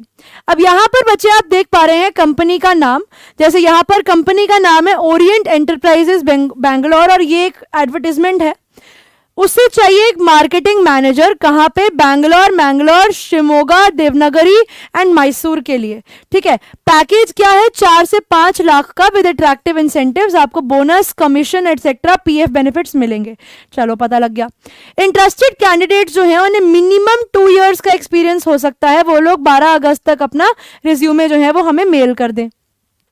To the public relation officer of Orient enterpriser, किसको करना है ये हमें जैसे हम जहां पे दी एडिटर लिखते हैं सैल्यूटेशन में, वहां हमें कौन मिल गया, पब्लिक रिलेशन ऑफिसर को लिखना है। कौन से, ओरिएंट प्राइसेस 1 लेन आई लेन 2 क्रॉस पटेल केमियापा लेआउट चक्का सैंड्रा पीनिया बैंगलोर। इतना बड़ा अजीब सा एड्रेस इन्होंने दे दिया। तो यानी हमें हमारी एडवर्टाइजमेंट में क्या क्या मिला, हमें मिला हमारी डेजिग्नेशन जिसके लिए हम अप्लाई करेंगे, कौन सी लोकेशंस के लिए हम अप्लाई कर सकते हैं, मिनिमम एक्सपीरियंस हमें अपने रिज्यूमे में 2 साल का दिखाना पड़ेगा, ठीक है। हमारी 12 तारीख की डेट लास्ट है, तो यानी हमें उससे पहले का लेटर लिखना पड़ेगा। किसको लिखेंगे, पब्लिक रिलेशन ऑफिसर को लिखेंगे, ठीक है। अब देखते हैं कैसे लिखेंगे। इस तरीके से लिखा जाएगा बच्चे आप लोगों का नोटिस, सॉरी नोटिस नहीं, लेटर। सबसे पहले आएगा 34 फेज 2 सरस्वतीपुरम मैसूर, लाइन छोड़ना, डेट लिखेंगे, लाइन छोड़ेंगे। दी पब्लिक रिलेशन ऑफिसर, बिकॉज हमें मेंशन था किसका, ओरिएंट एंटरप्राइज 1 लेन 2 क्रॉस पटेल केम्पिया लेआउट चौका सैंड्रा पीनिया बैंगलोर। जितना भी एड्रेस है वो एज इट इज आपको लिखना पड़ेगा, ठीक है। नेम ऑफ द फर्म के बाद, फर्म के नेम के बाद बच्चे आप लोगों को एड्रेस जो है वो पूरा लिखना पड़ेगा। पूरा एड्रेस लिख दिया, उसके बाद आता है subject, application for the post of marketing manager. और मेरे को क्या करना है, मैंने देखा है application for the post of marketing manager, कि मैं अपनी एप्लीकेशन देना चाहता हूँ कि आपकी कंपनी में जो मार्केटिंग मैनेजर है उसके लिए मैं एलिजिबल हूँ या मैं उस चीज़ में पार्टिसिपेट करना चाहता हूँ, मैं वहाँ काम करना चाहता हूँ। सर से लेटर शुरू होगा। In response to your advertisement published in the Indian Express, अब वहाँ पे मेंशन था कि कौन सा न्यूज़पेपर में था, दी इंडियन एक्सप्रेस में था, dated 12 August 20XX, the post of marketing for the post, किसकी, for the post of marketing manager. तो मैं वहां पर I wish to offer my service as one of the candidates, तो मैं अपनी सर्विस आपको देना चाहता हूं एक कैंडिडेट के तौर पे। I have completed my MBA in marketing. अब पहले मैं आपने बस सिंपली ये बताया कि मैंने क्या किया है, तो मैंने भैया मार्केटिंग मैनेजमेंट के अंदर MBA करा था फ्रॉम XYZ इंस्टीट्यूट बैंगलोर, कोई नाम ना देकर कि इस इंस्टीट्यूट से मैंने अपनी पढ़ाई जो थी वो करी थी। यानी यहां पर मैंने अपना बेस्ट शॉट लगा दिया है, ठीक है, क्योंकि ऑब्वियसली अब एक इंसान जो है उसने MBA करा हुआ है और एक इंसान जिसने MBA नहीं करा हुआ, तो ऑब्वियसली उसको प्रेफरेंस दी जाएगी जिसने MBA किया होगा। तो मैंने यहाँ पे पहले पैराग्राफ में अपना बेस्ट शॉट दे दिया कि भैया मैं तो MBA ग्रेजुएट हूँ, आप लोग मुझे रख लो क्योंकि मैंने MBA किया हुआ है। सेकेंड पैराग्राफ में अब आपको अपनी तारीफें करनी है। सेकेंड पैराग्राफ में आप लोग लिखोगे I am a young enthusiastic person, मैं कैसा हूं, मैं बड़ा यंग हूं, एंथुजियास्टिक पर्सन हूं, एक्टिव पर्सन हूं, और मेरी कम्युनिकेशन स्किल्स भी बहुत अच्छी हैं। कौन सी लैंग्वेज में, इंग्लिश, कन्नड़ा, हिंदी एंड तमिल। तो बेसिकली मैं मल्टीलिंगुअल हूं, मेरे को बड़ी सारी अलग अलग लैंग्वेजेस आती हैं जो मेरे काम में एक प्लस पॉइंट होगा। I have requisite qualifications and experience as demanded by your company, मेरे पास ये सारी रिक्विजिट, बेसिकली मेरे पास सारी रिक्वायर्ड क्वालिफिकेशंस हैं, और जितना वर्क एक्सपीरियंस आपकी कंपनी डिमांड कर रही है उतना वर्क एक्सपीरियंस भी मेरे पास है। और मैंने अब अपना नोटिस पीरियड बताया कि मैं कितने टाइम में काम छोड़ सकता हूं। If selected I shall discharge my duties to your entire satisfaction. हम अच्छा नोटिस पीरियड आप इसमें चाहो तो डाल सकते हो। वो कहते हैं कि अगर आप मुझे सिलेक्ट करते हो तो मैं अपना काम ऐसे करूंगा कि आपको बिल्कुल सहूलियत हो जाए। My biodata is here enclose with your for your perusal and reference, कि मेरा बायोडेटा मैंने आपके लिए यहाँ पर आपकी सहूलियत के लिए लगा दिया है। Anticipating a favourable response from your side, thank you, your sincerely काव्य राजवंश। ठीक है, यहां पर आकर बच्चे आप लोगों का जो नोटिस, आपका जो लेटर है वो खत्म हो जाता है। आप जब नोटिस खत्म करते हो तो वहां लेटर जब आप लेटर खत्म करते हो तो लेटर के राइट साइड पर बच्चे ये इस तरीके से एनक्लोज्ड करके आप दो चीजें लिख सकते हो, बायोडेटा और रिक्वायर्ड डॉक्यूमेंट्स। उसके बाद start from a new page. ठीक है, यहां पर आने के बाद बच्चे न्यू पेज के ऊपर आ जाओ। जब भी बायोडेटा लिखो, भले ही आपके पास पेज में स्पेस बचाओ, कोई फर्क नहीं पड़ता, हमेशा बायोडेटा बच्चे न्यू पेज से शुरू होता है। आपको क्या करना है, नए पेज पर आना है। पानी पीते हैं फिर बताते हैं।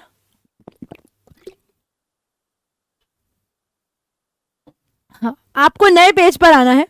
सबसे पहले आप अपना नाम देंगे, अपना फादर्स नेम देंगे, अपना डेट ऑफ बर्थ देंगे। ये डिटेल्स बच्चे ऑप्शनल है, आप चाहो तो ये डिटेल्स लिख सकते हो, चाहो तो ये डिटेल्स आप स्किप कर सकते हो, लेकिन जब एजुकेशन की बात आती है, एक्सपीरियंस की बात आती है, वो आपको लिखना पड़ेगा।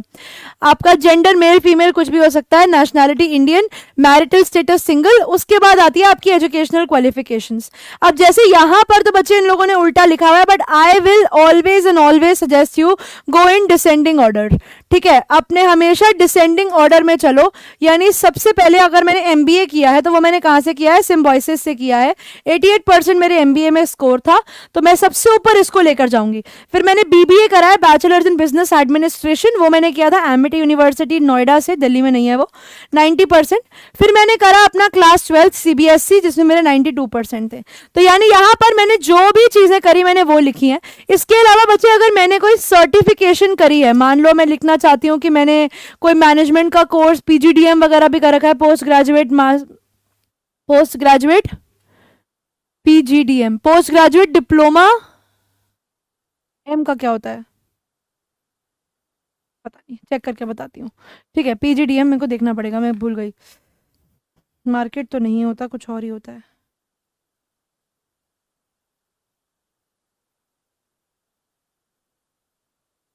PGDM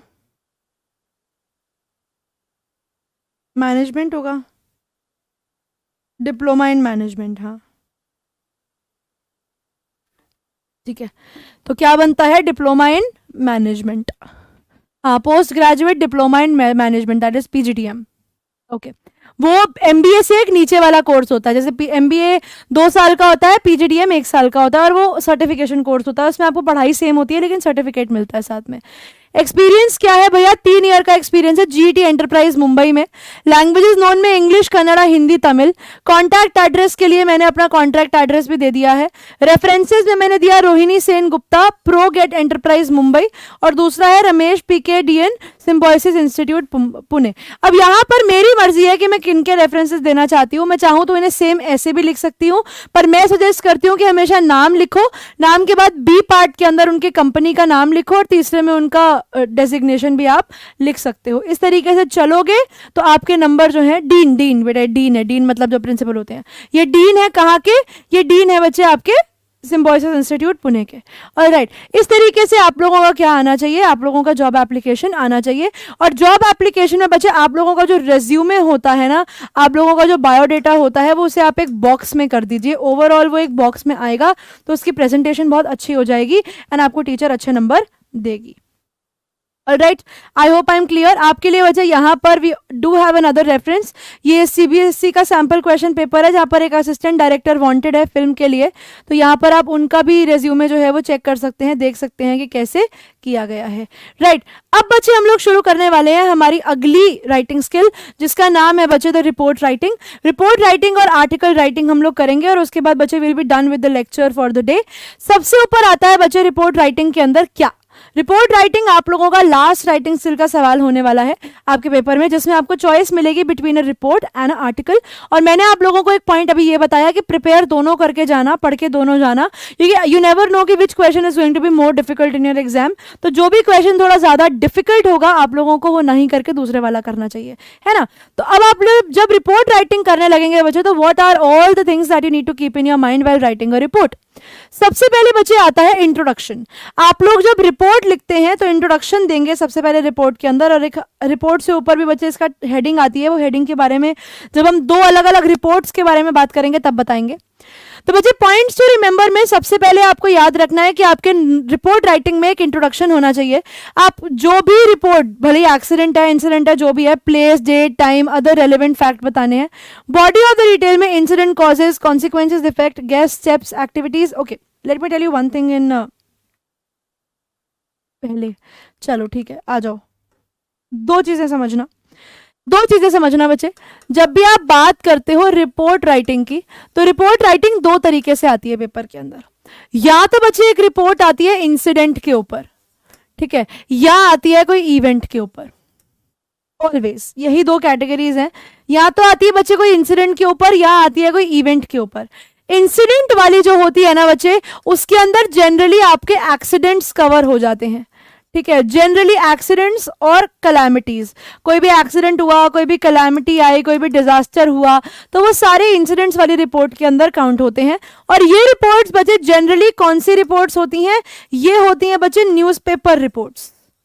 कौन सी रिपोर्ट्स, न्यूज़पेपर रिपोर्ट्स। और न्यूज़पेपर रिपोर्ट्स का फॉर्मेट बच्चे थोड़ा सा डिफरेंट होता है आपके इवेंट की रिपोर्ट से। अब इवेंट की रिपोर्ट में बच्चे क्या आता है, आपके स्कूल के अंदर कोई भी फंक्शन हुआ है, ठीक है, कोई भी फंक्शन हुआ है, या कोई भी आप कह सकते हो कोई इवेंट हुआ है, छोटा बड़ा कुछ भी, और ये बच्चे कहाँ लिखी जाती हैं, ये दी जाती हैं मैगजीन रिपोर्ट्स के लिए। तो जब आप मैगजीन रिपोर्ट्स लिखते हो तो उनका फॉर्मेट थोड़ा सा डिफरेंट, और आपके इंसिडेंट रिपोर्ट जो न्यूज़पेपर में जाती हैं उनका फॉर्मेट थोड़ा सा डिफरेंट होता है। पेपर में बच्चे मेंशन होगा कि ये न्यूज़पेपर में जाने वाली है या मैगजीन में जाने वाली है, ठीक है। तो आप लोगों को जब ये पता होगा कि ये न्यूज़पेपर में जाएगी या मैगजीन में, तो आप लोग दिमाग में ध्यान रखेंगे। अगर बच्चे मैं बात करती हूँ आपकी न्यूज़पेपर रिपोर्ट की, तो वो कैसे आती है। जब आप बच्चे बात करते हो न्यूज़पेपर रिपोर्ट की, तो न्यूज़पेपर रिपोर्ट में सबसे पहले यहां पर आपके पास एक हेडलाइन होनी चाहिए कि हेडलाइन क्या है।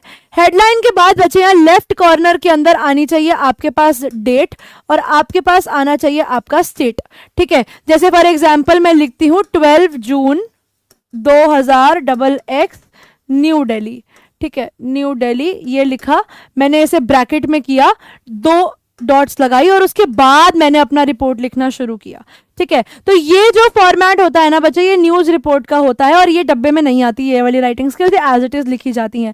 Now this is the format for the newspaper report. इसके अंदर आपको यहाँ पर बायलाइन भी लिख सकते हो कि बेसिकली ये किसने जो है रिपोर्ट लिखी है, but that depends upon the question, if that's given to you in the question कि किसने लिखा है, तो यहाँ पर बायलाइन आएगी, अदरवाइज यहाँ बायलाइन नहीं आएगी। ये वाला करने के बाद बच्चे ना, ये वाला लेटर लिखने के बाद, ये वाला न्यूज़पेपर रिपोर्ट करने के बाद आप लोगों के पास एक और दूसरी रिपोर्ट होती है बच्चे, जिसका नाम है मैगजीन रिपोर्ट। मैगजीन रिपोर्ट के अंदर आप लोगों को ध्यान रखना होता है कि आप लोगों के पास एक हेडलाइन आती है। हेडलाइन के नीचे बच्चे यहाँ पर कंपल्सरीली आपका नेम आता है कि किसने ये लिखा है, और उसके नीचे बच्चे आप लोगों की डेजिग्नेशन आती है कि आपने कौन से पोस्ट पर होकर इसको लिखा है, राइट। अब इसके अंदर डेट मेंशन नहीं होती, ठीक है, you do not mention date in this one. Magazine report में डेट नहीं होती, डेट न्यूज़पेपर रिपोर्ट के अंदर होती है, ठीक है। अब आते हैं इसके फॉर्मेट को पढ़ने के बारे में।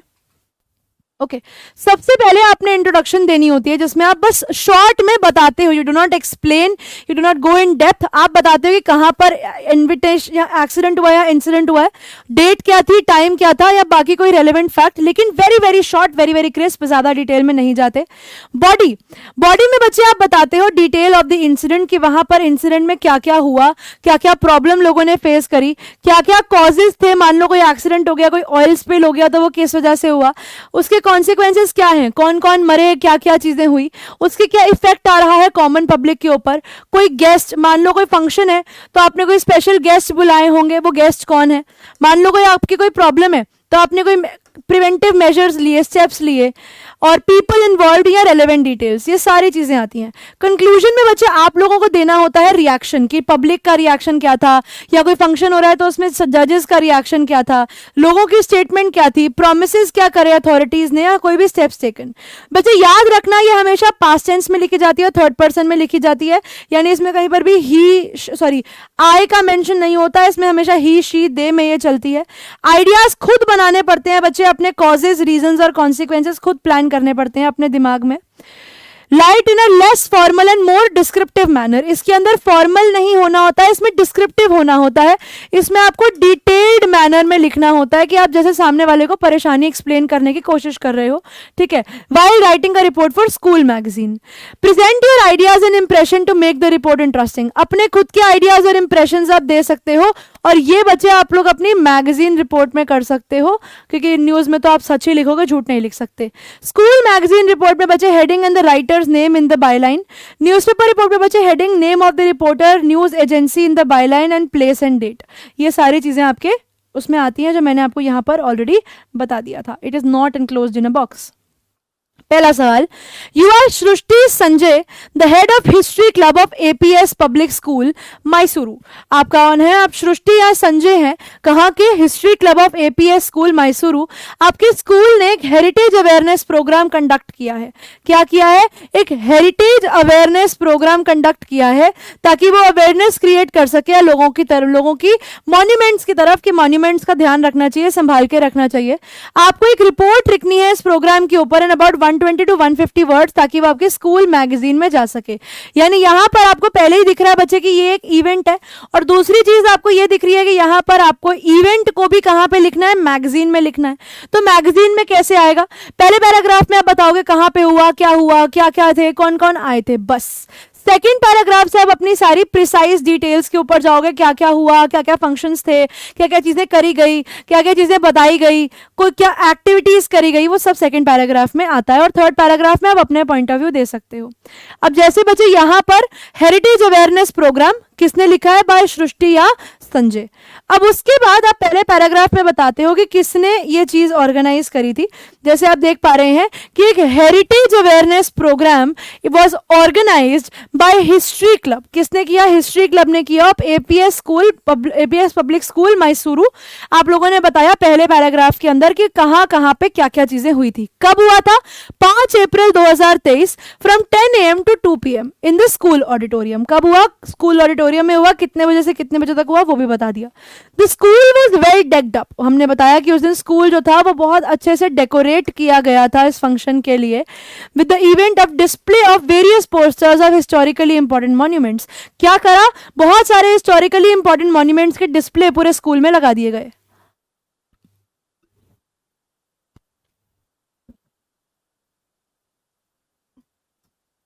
अब यहां पर मैंने कोई स्पेशल पर्सन का नाम लिया, ठीक है। यहां पर मैं कोई चीफ गेस्ट के बारे में मेंशन कर सकती हूँ, या फिर कोई भी इंपॉर्टेंट पर्सन के बारे में मेंशन कर सकती हूँ। हो सकता है मेरे स्कूल के प्रिंसिपल ही हो, जैसे मिस्टर एस के नायर, अब यहाँ पर उन्होंने क्या किया, एक प्रॉपर नाम दे दिया, और इस तरीके से आप भी फेक नेम्स बना सकते हो, कोई दिक्कत नहीं है ये नेम्स बनाना, ठीक है। फेक नेम, मिस्टर एस के Singh, S K Nair the head of the department RIE Mysuru was the chief guest. ये कौन थे, ये हमारे यहाँ पर आने वाले चीफ गेस्ट थे। चीफ गेस्ट के बारे में जरूर बताएंगे।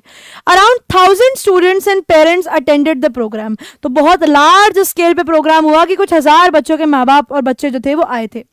The program began by lighting the ceremonial lamp। अब कोई भी प्रोग्राम शुरू होता है तो भैया एक लैंप से शुरू होता है। अब देखो किस तरीके से क्रोनोलॉजी बताई जा रही है कि सबसे पहले हमने दीप प्रज्वल किया, उसके बाद आगे काम किया। By the chief guest followed by invocation and welcome address। उसके बाद क्या हुआ, हम लोगों ने सबको बुलाया, वेलकम एड्रेस किया। By the venue principal Mrs Aruna Nair, और उसके बाद हमारे प्रिंसिपल आकर खुद सबका वेलकम करती हैं। यानी अभी हम बड़े क्रोनोलॉजिकल ऑर्डर में चल रहे हैं कि एक के बाद एक क्या चीजें होते गई। उसके बाद स्टूडेंट्स प्रेजेंटेड कल्चरल प्रोग्राम्स। उसके बाद students presented cultural programs including dance and skit. Skit का मतलब होता है प्ले प्रेजेंट किया उन्होंने। Exhibiting the importance of our heritage sites, और उसका पर्पस क्या था, ताकि वो हमारी हेरिटेज साइट्स की तरफ हमें इंपॉर्टेंस दिखा सके। The history club presented a captivating documentary. अब क्योंकि हिस्ट्री क्लब कर रहा है तो उनके बारे में भी हम बताएंगे कि उन्होंने बड़ा ही अट्रैक्टिव सा एक डॉक्यूमेंट्री प्रेजेंट किया, giving a brief detail of approximately 40 monuments from different parts of India. हमारे 40 अलग अलग मॉन्यूमेंट्स की डिटेल देते हुए उन्होंने बताया। अब आप देख सकते हैं किस तरीके से यहाँ पर आप इन डेप्थ ऑफ डिटेल्स जा रहे हैं कि आपको एक एक डिटेल्स को इन डेप्थ मेंशन करना होता है कि क्या हुआ। In this address, लास्ट में chief guest spoke about the role of youth in preserving our national heritage। इस चीज को दिमाग में रखते हुए जो चीफ गेस्ट थे, फिर लास्ट में उन्होंने हमारे नेशनल हेरिटेज को maintain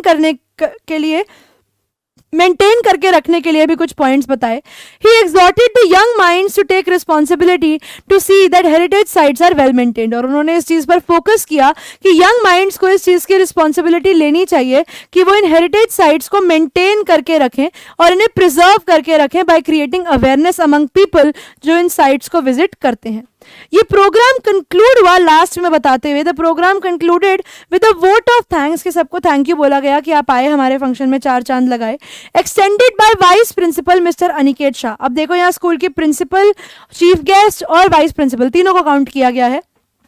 followed by distribution of refreshment among the participants, और लास्ट में सबको खाना वाना खिला के घर भेज दिया गया, है ना। तो इस तरीके से बच्चे आप लोगों ने क्या किया, आप लोगों ने एक रिपोर्ट लिखी जिसके अंदर आप लोगों ने पहले इंट्रोडक्शन में बताया फंक्शन कहाँ हुआ, कब हुआ, कैसे हुआ। सेकंड पैराग्राफ में आपने शुरुआत से बताया कि फंक्शन में पहले तो भैया चीफ गेस्ट को बुलाया गया, फिर इनॉग्रल सेरेमनी हुई, फिर उसके बाद प्रिंसिपल आई, उन्होंने अपने स्पीच दी, स्पीच देने के बाद डांस किट एक्टिविटीज हुई, उसके बाद एक डॉक्यूमेंट्री प्ले करी गई, फिर चीफ गेस्ट को लास्ट में बुलाया गया। चीफ गेस्ट ने हाईलाइट किया कि भैया नेशनल हेरिटेज बहुत इंपॉर्टेंट है, ध्यान रखो, ये करो वो करो, और लास्ट में हमने बताया कि फंक्शन में सबको थैंक यू बोल के खाना वाना देकर सबको घर भेज दिया गया। इस तरीके से आप पूरी डिटेल में एक प्रॉपर क्रोनोलॉजी में जब अपनी रिपोर्ट लिखते हैं बच्चे तो आपको अच्छे नंबर मिलते हैं। लास्ट अगला टॉपिक जो है इसके अंदर हमारा लास्ट रिपोर्ट टॉपिक, जिसमें अब हम लोग क्या देखने वाले हैं, हम लोग देखने वाले हैं एक एक्सीडेंट या फिर कुछ भी ऐसा इंसिडेंट जो बड़ा ही दर्दनाक या बड़ा ही बुरा होने वाला है। तो वो कहते हैं अगेन यू आर संजय और Sanjana a reporter with the Hindustan times, और आपका न्यूज़पेपर कौन सा है भैया, द हिंदुस्तान टाइम्स है। You witnessed a fire accident, आपने क्या देखा, आपने एक फायर एक्सीडेंट देखा एक क्राउडेड मार्केट के अंदर। तो आप देख सकते हो कि लोगों में भगदड़ मच गई होगी, लोग पागल हो गए होंगे, स्टैम्पीड हो गया होगा, स्टैम्पीड का मतलब भगदड़ होता है। आपको एक रिपोर्ट लिखनी है न्यूज़पेपर के लिए इन 120 to 150 वर्ड्स, और नेसेसरी डिटेल्स आप खुद बना सकते हैं। तो देखिए फायर एनगल्फ्ड सेंट्रल मार्केट, तो यहाँ पर कितनी कैची सी हेडिंग है कि फायर एनगल्फ्ड सेंट्रल मार्केट, कि हमारी जो आग की चपेट में आई हमारी सेंट्रल मार्केट। कौन लिख रहा है बच्चे, संजय या संजना, स्टाफ रिपोर्टर आपकी डेजिग्नेशन, और by home, under the Hindustan Times. ये बताते हुए कि आप कहाँ से आए हैं भैया, आप हिंदुस्तान टाइम्स से लिख रहे हैं। यहाँ पर फिर न्यू दिल्ली और आपका डेट। अब उसके बाद बच्चे आप लोगों को पहला पैराग्राफ बताना है जिसके अंदर आप बेसिक कैजुअलिटीज के बारे में, ठीक है, जिसमें आप बेसिक इन्फो ऑफ कैजुअलिटीज देंगे कि भैया होता क्या है, शुरुआत किस तरीके से होती है चीजों की। तो over 100 persons were trapped for 2 hours, कुछ 100 लोग 2 घंटे के लिए फंस गए जब एक बड़ी बुरी फायर शुरू हो जाती है yesterday in the central market Lajpat Nagar between 5 PM and 7 PM। ठीक है, 2 घंटे के दौरान बीच में वहां एक आग लगती है और 100 लोगों के करीब, 200 लोग है ना, नहीं 100 लोगों के करीब 2 घंटे के लिए उस आग में फंस जाते हैं। तो नो कैजुअलिटीज, ऑल्दो कोई मरा नहीं है, कोई चोट वोट नहीं लगी है किसी को. 50 people were injured, although no death, basically कोई डेथ नहीं है यहाँ पर, लेकिन देखा गया तो 50 लोग जो है वो इंजर हो गए हैं. पहले पैराग्राफ में बताया कि कुछ तो हुआ है, चलो ये बता दिया कि कुछ तो हुआ है. उसके बाद हम लोग ये बताते हैं सेकंड पैराग्राफ में कि हम वहां लोगों ने क्या देखा, फायर कैसे शुरू हुई, फायर के समय पे लोगों ने क्या क्या चीजें करी, वहां पे दमकल कर्मचारी यानी बेसिकली आपके फायर ब्रिगेड आई या नहीं आई, क्या पैनिक इंड्यूस्ड स्टेट था वहां पर, व्हाट वाज हैपनिंग, वो सब आप लोगों को बताना है.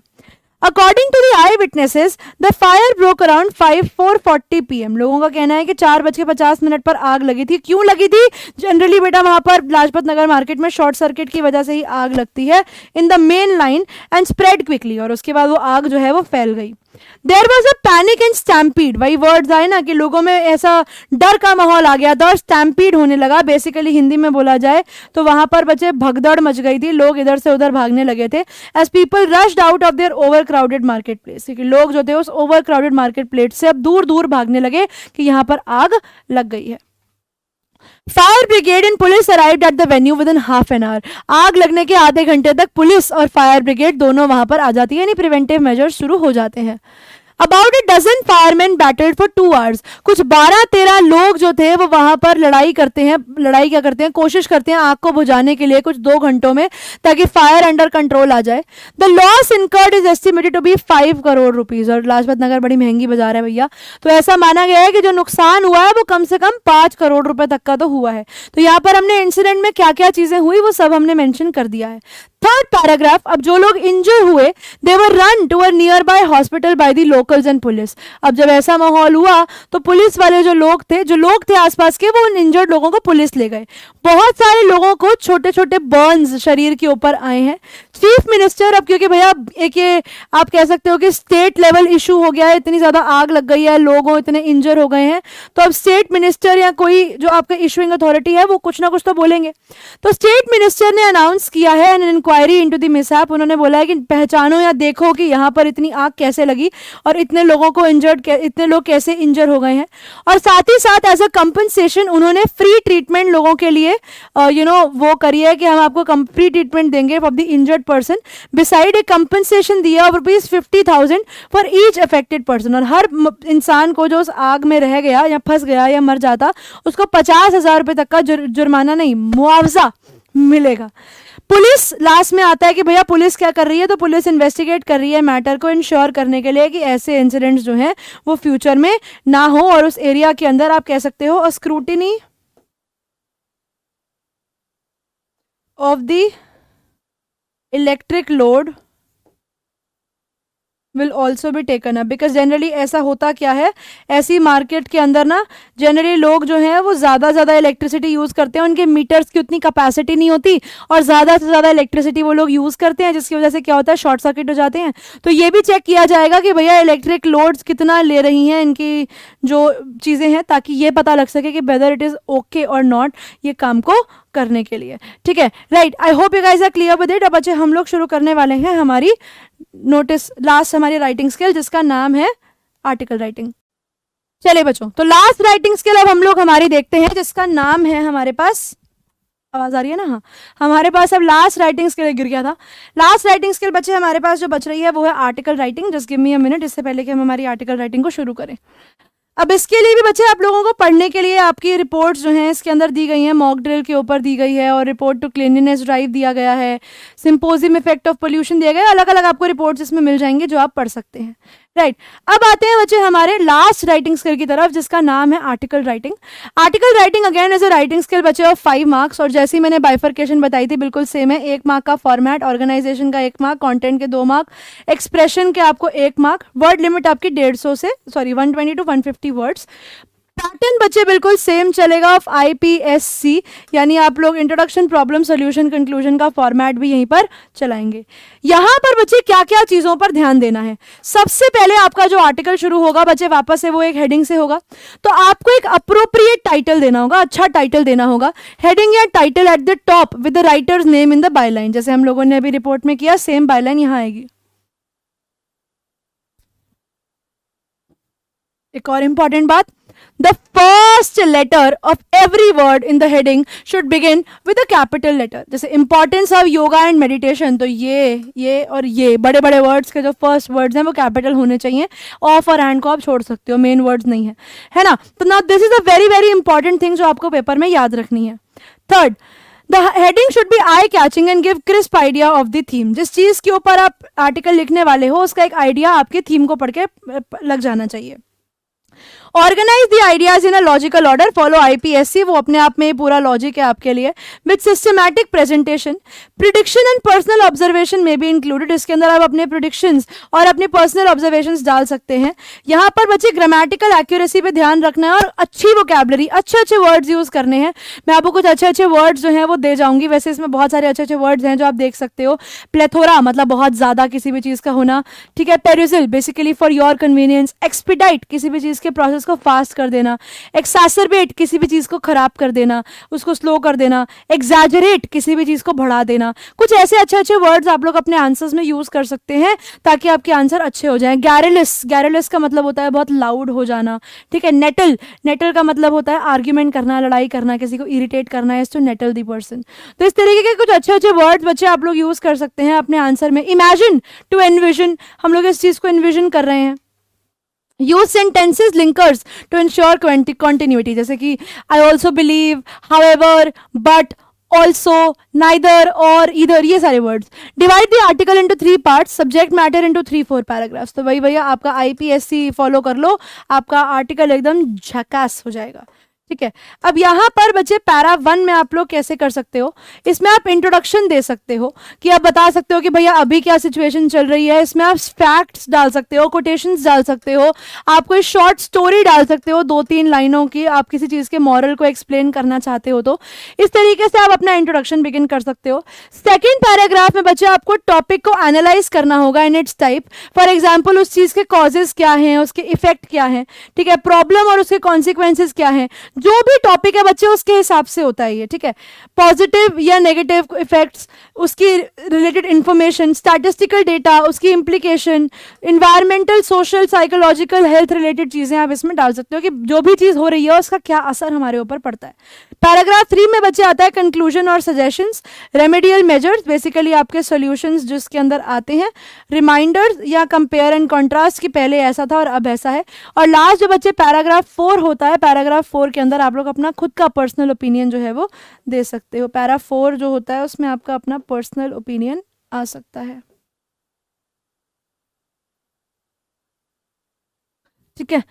पर्सनल ओपिनियन आ सकता है. अब देखते हैं बच्चे हमारा हिंट्स. पहले जब भी आप आर्टिकल बनाने जाओ तो अपने आंसर शीट के अंदर ना इस तरीके का एक छोटा सा ड्राफ्ट बना लेना जिसमें अभी वही IPSC लिखना और इंट्रोडक्शन में 1 लाइन की. इसमें बेसिकली कीवर्ड्स लिख देना कि आपके लिए इस पैराग्राफ में आप क्या इंक्लूड करने वाले हो. जब आप आइडियाज लिख लेते हो तो उसकी सीक्वेंस बनाना आपके लिए आसान होता है और उसके बाद उसके कोहेसिव वर्ड से, बेसिकली लिंकर वर्ड से आप उनको ज्वाइन कर सकते हो. अच्छा आर्टिकल बच्चे लिखने के लिए जरूरी है कि आप न्यूज़पेपर्स पढ़ो, ठीक है. Listen to radio shows, panel discussions, latest TV data वगैरह देखते रहो. बिकॉज जो टॉपिक्स होते हैं ना बच्चे वो जनरली आपको जनरल टॉपिक्स के ऊपर ही दिया जाता है. तो इन जनरल टॉपिक्स को अगर आप प्रिपेयर करके रखते हो तो definitely you are going to score good marks. अब जैसे यहाँ पर मैं आपको एक टॉपिक अच्छा सा लेती हूँ. जैसे यहाँ पर पहला टॉपिक है grow more trees to reduce pollution. I am going to leave it for you to read. I am going to take this topic that education of girl child in the country, because इसके ऊपर बहुत कुछ लिख सकते हैं हम लोग. जैसे यहाँ पर आप आर्टिकल राइटिंग का टॉपिक देखिए कि in many parts of the country girls are still discouraged from going to school. उन्होंने सबसे पहले लाइन में ही प्रॉब्लम दे दी कि हमारी कंट्री में बहुत सारी लड़कियां ऐसी हैं जिन्हें आज भी डिस्करेज किया जाता है कि आप स्कूल मत जाइए.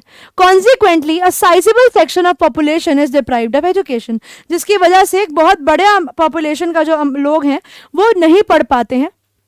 तो जैसे अब सर्व शिक्षा अभियान के सबको शिक्षा दी जाए, CBSE scholarship to single girl child and government policy of giving free education to girl have come up as a boon to society. तो बेटा ये सोसाइटी के लिए एक वरदान की तरह आया है कि अब हम बच्चों को जो है इस तरीके की चीजें देकर पढ़ा सकते हैं. आप हो राघव या रोहिणी और आपको एक आर्टिकल लिखना है 120 to 150 वर्ड्स में on the education of girl child in the country. और आपको बताना है कि इस टाइम पर आप education of the girl child में क्या क्या लिख सकते हो. इसमें प्रॉब्लम्स लिख सकते हो, इसमें सोल्यूशन कॉन्सिक्वेंसेज लिख सकते हो, साइकोलॉजिकल इम्पैक्ट लिख सकते हो, सोशल इश्यूज लिख सकते हो, डोमिनेंस लिख सकते हो, पैट्रियार्की के बारे में लिख सकते हो, बतेरा कुछ लिख सकते हो। तो भैया education of the girl child in the country, और यहाँ पर आपकी byline that you are Raghav और Rohini.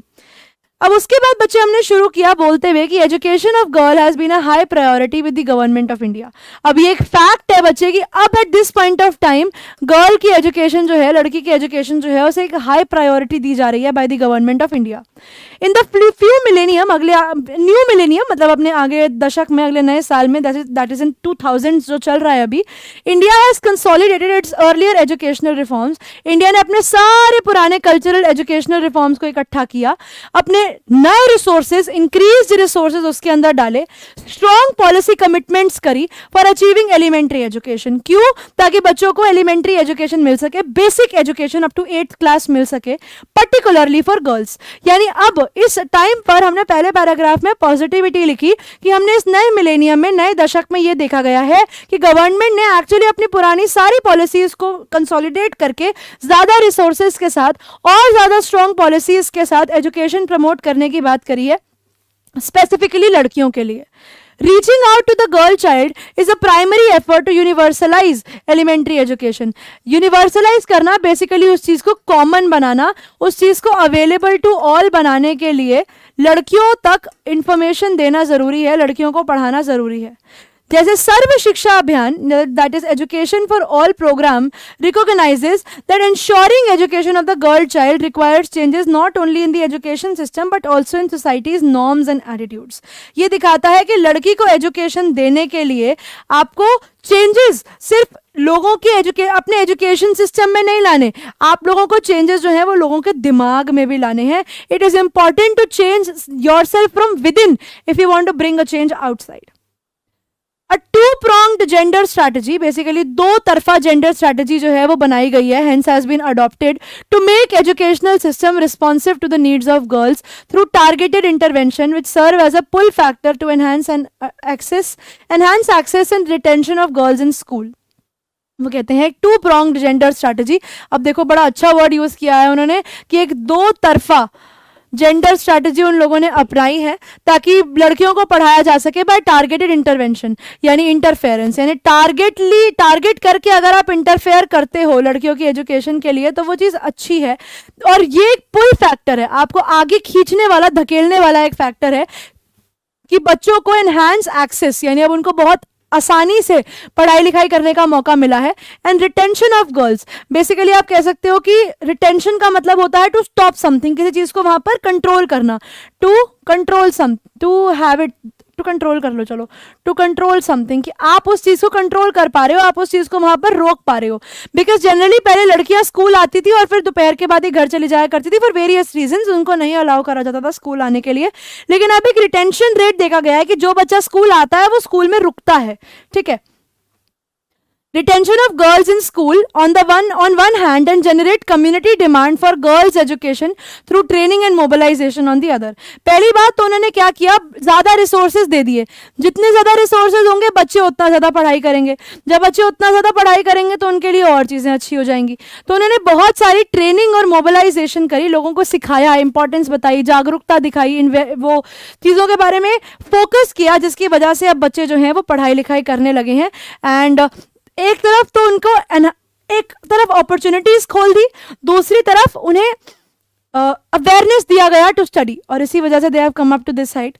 The CBSE has also come up with the novel scheme of providing free education from 6th standard onwards to single girl child. एक बहुत अच्छा initiative ये है कि जो लोग कहते हैं हमारे पास हमारे बच्चों को पढ़ाने के लिए पैसे नहीं है, तो CBSE ने बोला कि तुम हमसे फ्री एजुकेशन ले लो, जो भी बच्चे 6th standard education from the 6th standard onwards, कि अगर आपका बच्चा सिंगल गर्ल चाइल्ड है तो आप 6th क्लास ऑनवर्ड्स के बाद से उनको अपनी जॉब अपने पास पढ़ाओ, हमारे पास पढ़ाओ, हम फ्री में पढ़ाएंगे। The need of the time is that कि गवर्नमेंट जो है उसे और एजुकेशनल इंफ्रास्ट्रक्चर को इम्प्रूव करना चाहिए। वैसे तो बहुत सारे अच्छे सुंदर केंद्रीय विद्यालय बन गए हैं, मुझे याद है अभी I had exam some days back और मैं केंद्रीय विद्यालय में एग्जाम देने गई थी एंड आई नेवर इमेजिन्ड कि केंद्रीय विद्यालय ऐसा हो सकता है। दैट केंद्रीय विद्यालय वो सो ब्यूटिफुल, मतलब आप ये मान लो कि it was just looking like a wow वाली बात है। मतलब you can not even think कि कितना ज़्यादा इंफ्रास्ट्रक्चर इंप्रूव हो गया है फॉर एजुकेशन, और भी इंप्रूव हो रहा है। अब जैसे गवर्नमेंट गर्ल्स स्कूल्स बना रखे हैं कि जहाँ पर सिर्फ गर्ल्स जाएंगी, ताकि जेंडर इशू भी ना आए लोगों को, क्योंकि कई लोग अभी भी इंडिया में बहुत बैकवर्डनेस है इस चीज़ को लेकर, ठीक है, जिसकी वजह से और ईजी और मीनिंगफुल हो जाएगा गर्ल चाइल्ड के लिए अपनी एजुकेशन पे फोकस करना और पढ़ाई करना। अब आप यहाँ पे चाहो तो बच्चे इसे कोटेशन के साथ भी एंड कर सकते हो कि जैसे education for all is going to be benefit for all, it is going to benefit all. इस तरीके से आपको इस स्टेटमेंट देके बच्चे अपने आंसर को एंड कर सकते हो। Now again you have various other examples here जो आप लोग देख सकते हैं। आप लोग मुझे ओके करेंगे तो इन एग्जाम्पल्स को बच्चे मैं आप लोगों के लिए आपकी क्वेश्चंस में समरी नोट्स में डलवा दूंगी, ताकि आप लोग एक बार इनको वहां पर भी देख सकें, ठीक है। तो I hope students everything is clear to all of you and this lesson, this session here comes to an end, जिसमें हमने हमारी 4 राइटिंग स्किल्स कर ली। सो ओनली 4 मार्क की एक राइटिंग स्किल बचे, that is invitations, will be taken up soon in one of the other classes, जिसमें हम लोग कोई और टॉपिक साथ में इसके करेंगे। So thank you all for being a part of today's class. I hope the chapter and the consequences नहीं and the topics were clear to you. आप लोग मुझे comment section में बताना है if the chapter was clear and if the logics were clear. कुछ doubts हैं तो आप लोग मुझे doubts से mention कर सकते हैं। And yes, poem के लिए बच्चे मैंने आप लोगों को बता दिया था, जो भी poem आप लोगों की रहेंगी वो हम लोग साथ में मिलके कर लेंगे once the syllabus is done। आपके live class के अंदर जब हमारी अगली live class होगी तो आपके जो भी doubts हैं 2 poems के अंदर वो cover हो जाएंगे, और अगली बार से poems हम लोग with the help of the lines itself ही कर लेंगे। और इसी के साथ बच्चे हमारी क्लास हो जाती है यहीं पे खत्म। Thank you all for being a part of today's class. I Niharika will see you soon in your next class बच्चों। तब तक के लिए पढ़ते रहिए, आगे बढ़ते रहिए, एंड गुड बाय एवरीवन।